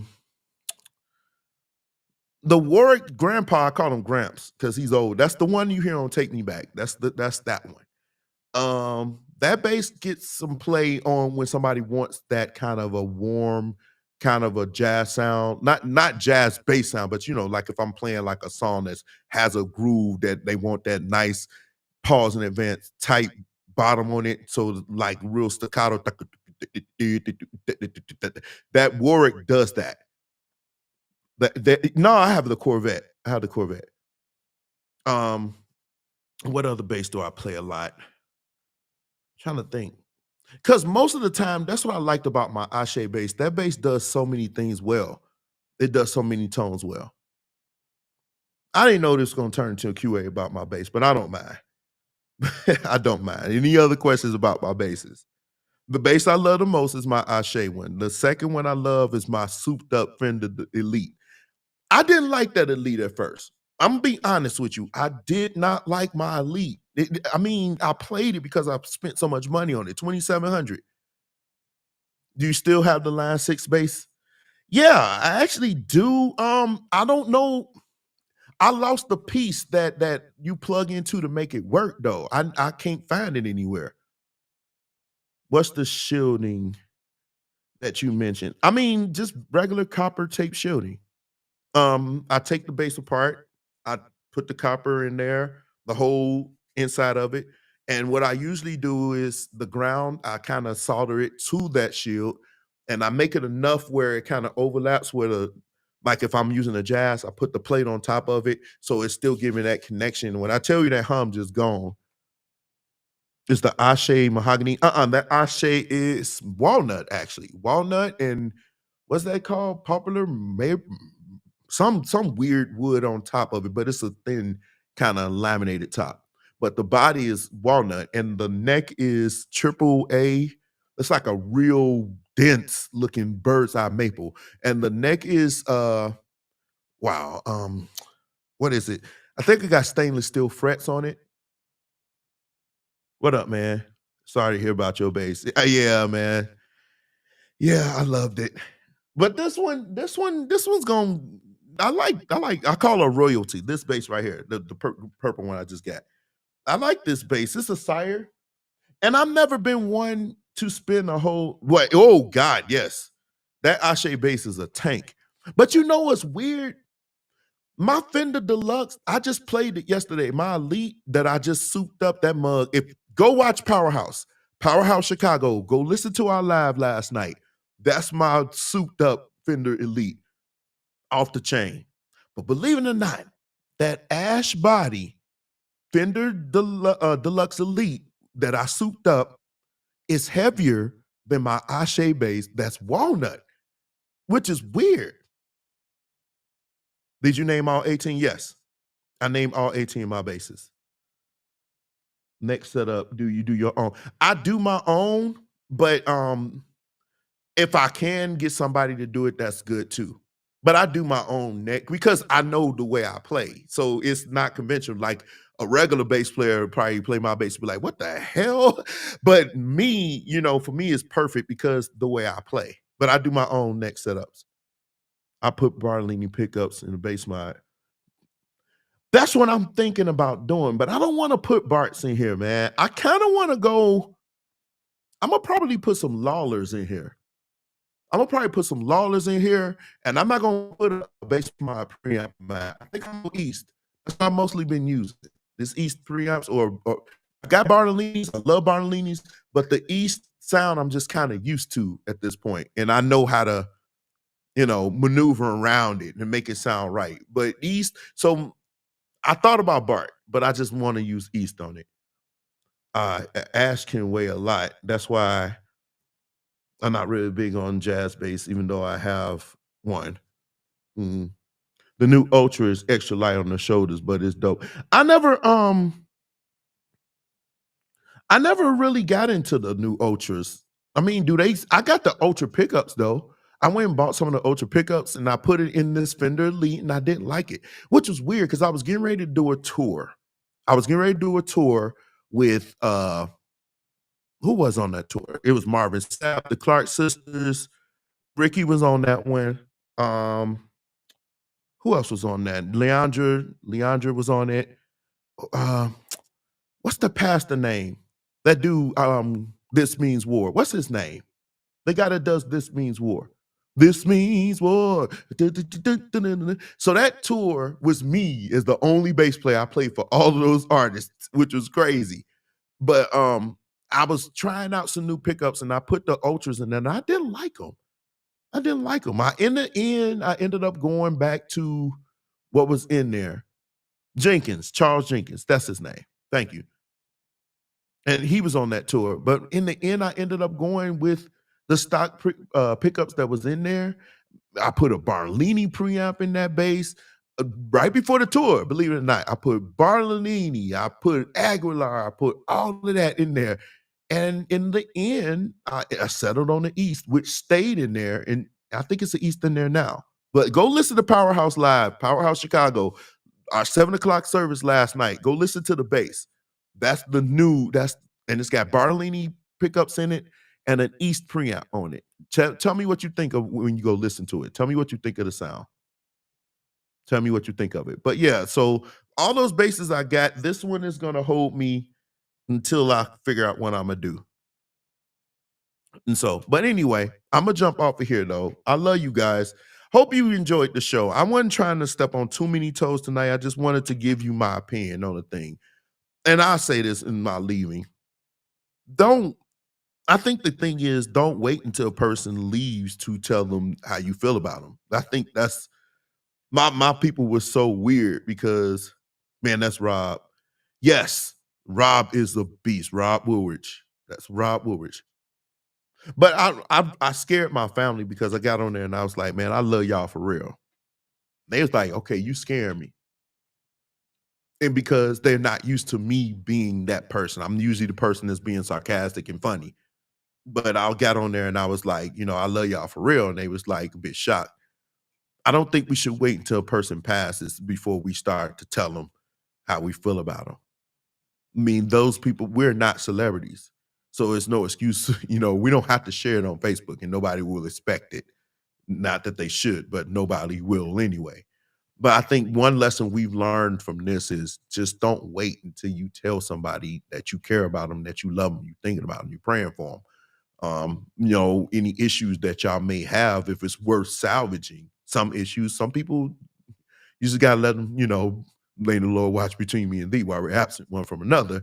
But some people, you kind of want to work through these issues and make sure y'all okay, y'all good, because it's nothing like somebody passing and y'all could have actually worked something out and they passed and now you like, oh my God, he died and I didn't get a chance to make it right with him. Now that's some grief for you. That's some grief for you. When you cared about somebody and y'all fell out and then they passed and then you like, oh God, I didn't get a chance to make that right. That's something that will eat away at you. So for nothing else on my lives, I do leave by saying I love you and everything else, but I do try to encourage everybody to, tell people, I care about you and, try to find the good in the people that you're around and everything else in your family, try to make that good. I mean, it's hard. It is a hard thing for some of us, but don't let a day go by without, you telling somebody or showing them that you care about them. Don't wait until they pass to give them their flowers. Don't do that. Try to be better in that regard. Man, I will do better in that regard. I've been told that, hey man, you don't communicate.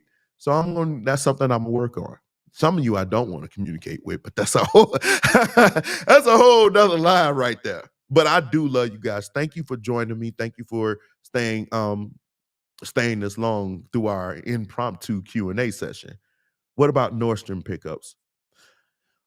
I like the Nordstroms, but they sound so brittle to me. Like for what I like to do, I like basses that have that bite. That it's that bite that I love. Like when you hit that bass and it go tink, tink, tink, tink, and it's about to be one. If you plug up a bass and you thump it and you can hear that thing got that high end tick, tick, tick, that bass about to kill. That's how you know. If that bass just go boom, boom, boom, it may give you some spit, but it ain't gonna be bright. It don't have that airy kind of brightness to it. Me, I remember the PV Dyna basses back in the day. When you pick that mug up, you crank that high up, you can hit that mug tink, tink, tink, tink. When your thumb hits it, when you get ready to slap, you hear it. You hear that high end tick, tick, tick. That's when you know. But yeah, you say it's about placements. Yeah. Do you play MTDs? I actually got an Andrew Goucher. I got a Goucher. And that's the first thing I didn't like when you went up high. Now, how in the heck you gonna play a 6-string and you go high and the notes disappear? I played this single that's on right now on Apple Music. Nikki Ross does the lead on it. And when I tell you them high notes got buried in that mix, and I laid that track the day I got that MTD. I set it up and everything else. When I played that bass, it felt good, but I swear all the notes got lost. I still play that bass every now and then. I bring it out. I don't feel like wrestling with the six these days. I play it here at home, but I don't want to wrestle with it. What up, Christopher? Nordstrom's all about placement. It is. It is. So my MTD's pretty much here. The Goucher is here. It's actually in my other room. And believe it or not, y'all are wondering, these basses stay out because I religiously practice. I religiously practice. When I'm done here and I'm rewinding from the show and thinking about, analyzing some stuff or whatever, then I will be playing.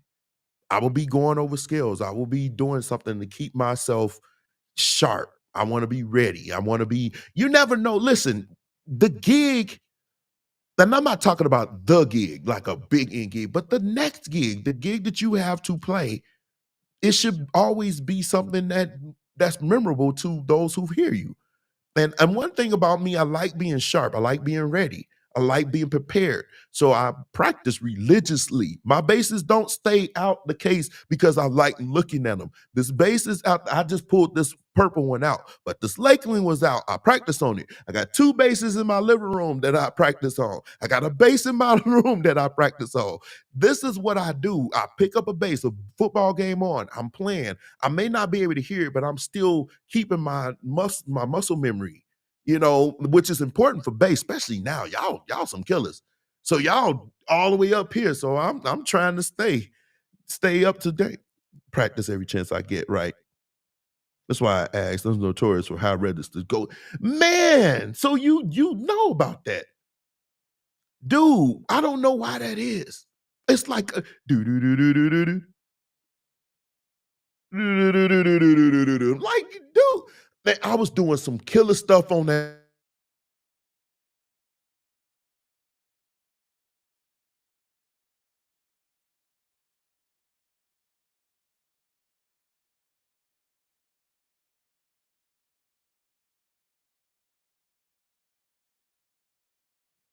I'm not a convocation person. I like aim more. For what I'm understanding, there's a lot of things going on in Memphis that make me glad I didn't go. Now, having said that, I don't do hotels when I go to convocations unless I've already booked it ahead of time. And the last few times I've been to convocations because I had to play for somebody, which my room was already taken care of by the artist. But when I go, I usually book like a penthouse. I go Airbnb and I get a penthouse, or I book a house or like a nice house in a nice neighborhood. And I go there and then I go to the convention from there. I usually catch a Uber or I drive a rent-a-car and whatever. But that's not the bougie side of me. I just don't want to put up with the whole shindig that you got to deal with, unfortunately. And I love the Cold Church of God in Christ. I was born and raised, fourth generation, third generation, fourth generation if you count apostolics. But still, I'm a fourth generation Pentecostal, third generation Kojic. But I love the Church of God in Christ, but I just don't trust them as it relates to the rooms for Memphis. So I haven't gotten a room in Memphis in a while. Most of the time I rent a penthouse or I rent a big house or a house, and I usually chill. So it's just crazy. I don't have an issue with my six. It's just mine. Every MTD I've ever played, there was a 6-string, it just disappeared. Even the 5-strings disappeared. The American ones, but I'm not broke out here, y'all. I'm not. But I just still can't justify me paying $5,000-$6,000 for a bass that doesn't have my name on it. Like if Michael or one of them people was like, hey, we're gonna make a custom bass for you, and it's just gonna be you with everything you want with your name smacked, then I'm not paying anything because it's mine. But I just can't see myself paying that kind of money for. That's why I don't get the Americans. But this was like a Kingston version of MTD, and it was like it was $2,500 when I got it. And it's still that from at that time, I was like $2,500, I got me a good bass. that thing disappeared. I changed the pre and everything. I just play it here for the most part. But anyway, I'm about to jump off of here. Love you guys. I hope you guys enjoy the rest of your evening. If you have any more questions about any of this, hit my inbox. And next week, we're back at it again. I'm pretty sure something is going to happen between now and then. Even though I got a show already lined up, let's see what happens. Let me read your comment real quick. Third generation coaching. My grandfather used to be the chief marshal. We got a link. Oh, definitely. We got to. I got stories galore. Some of them could be on the level of horror stories, or should it be horror stories? Anyway, love you guys. Good night.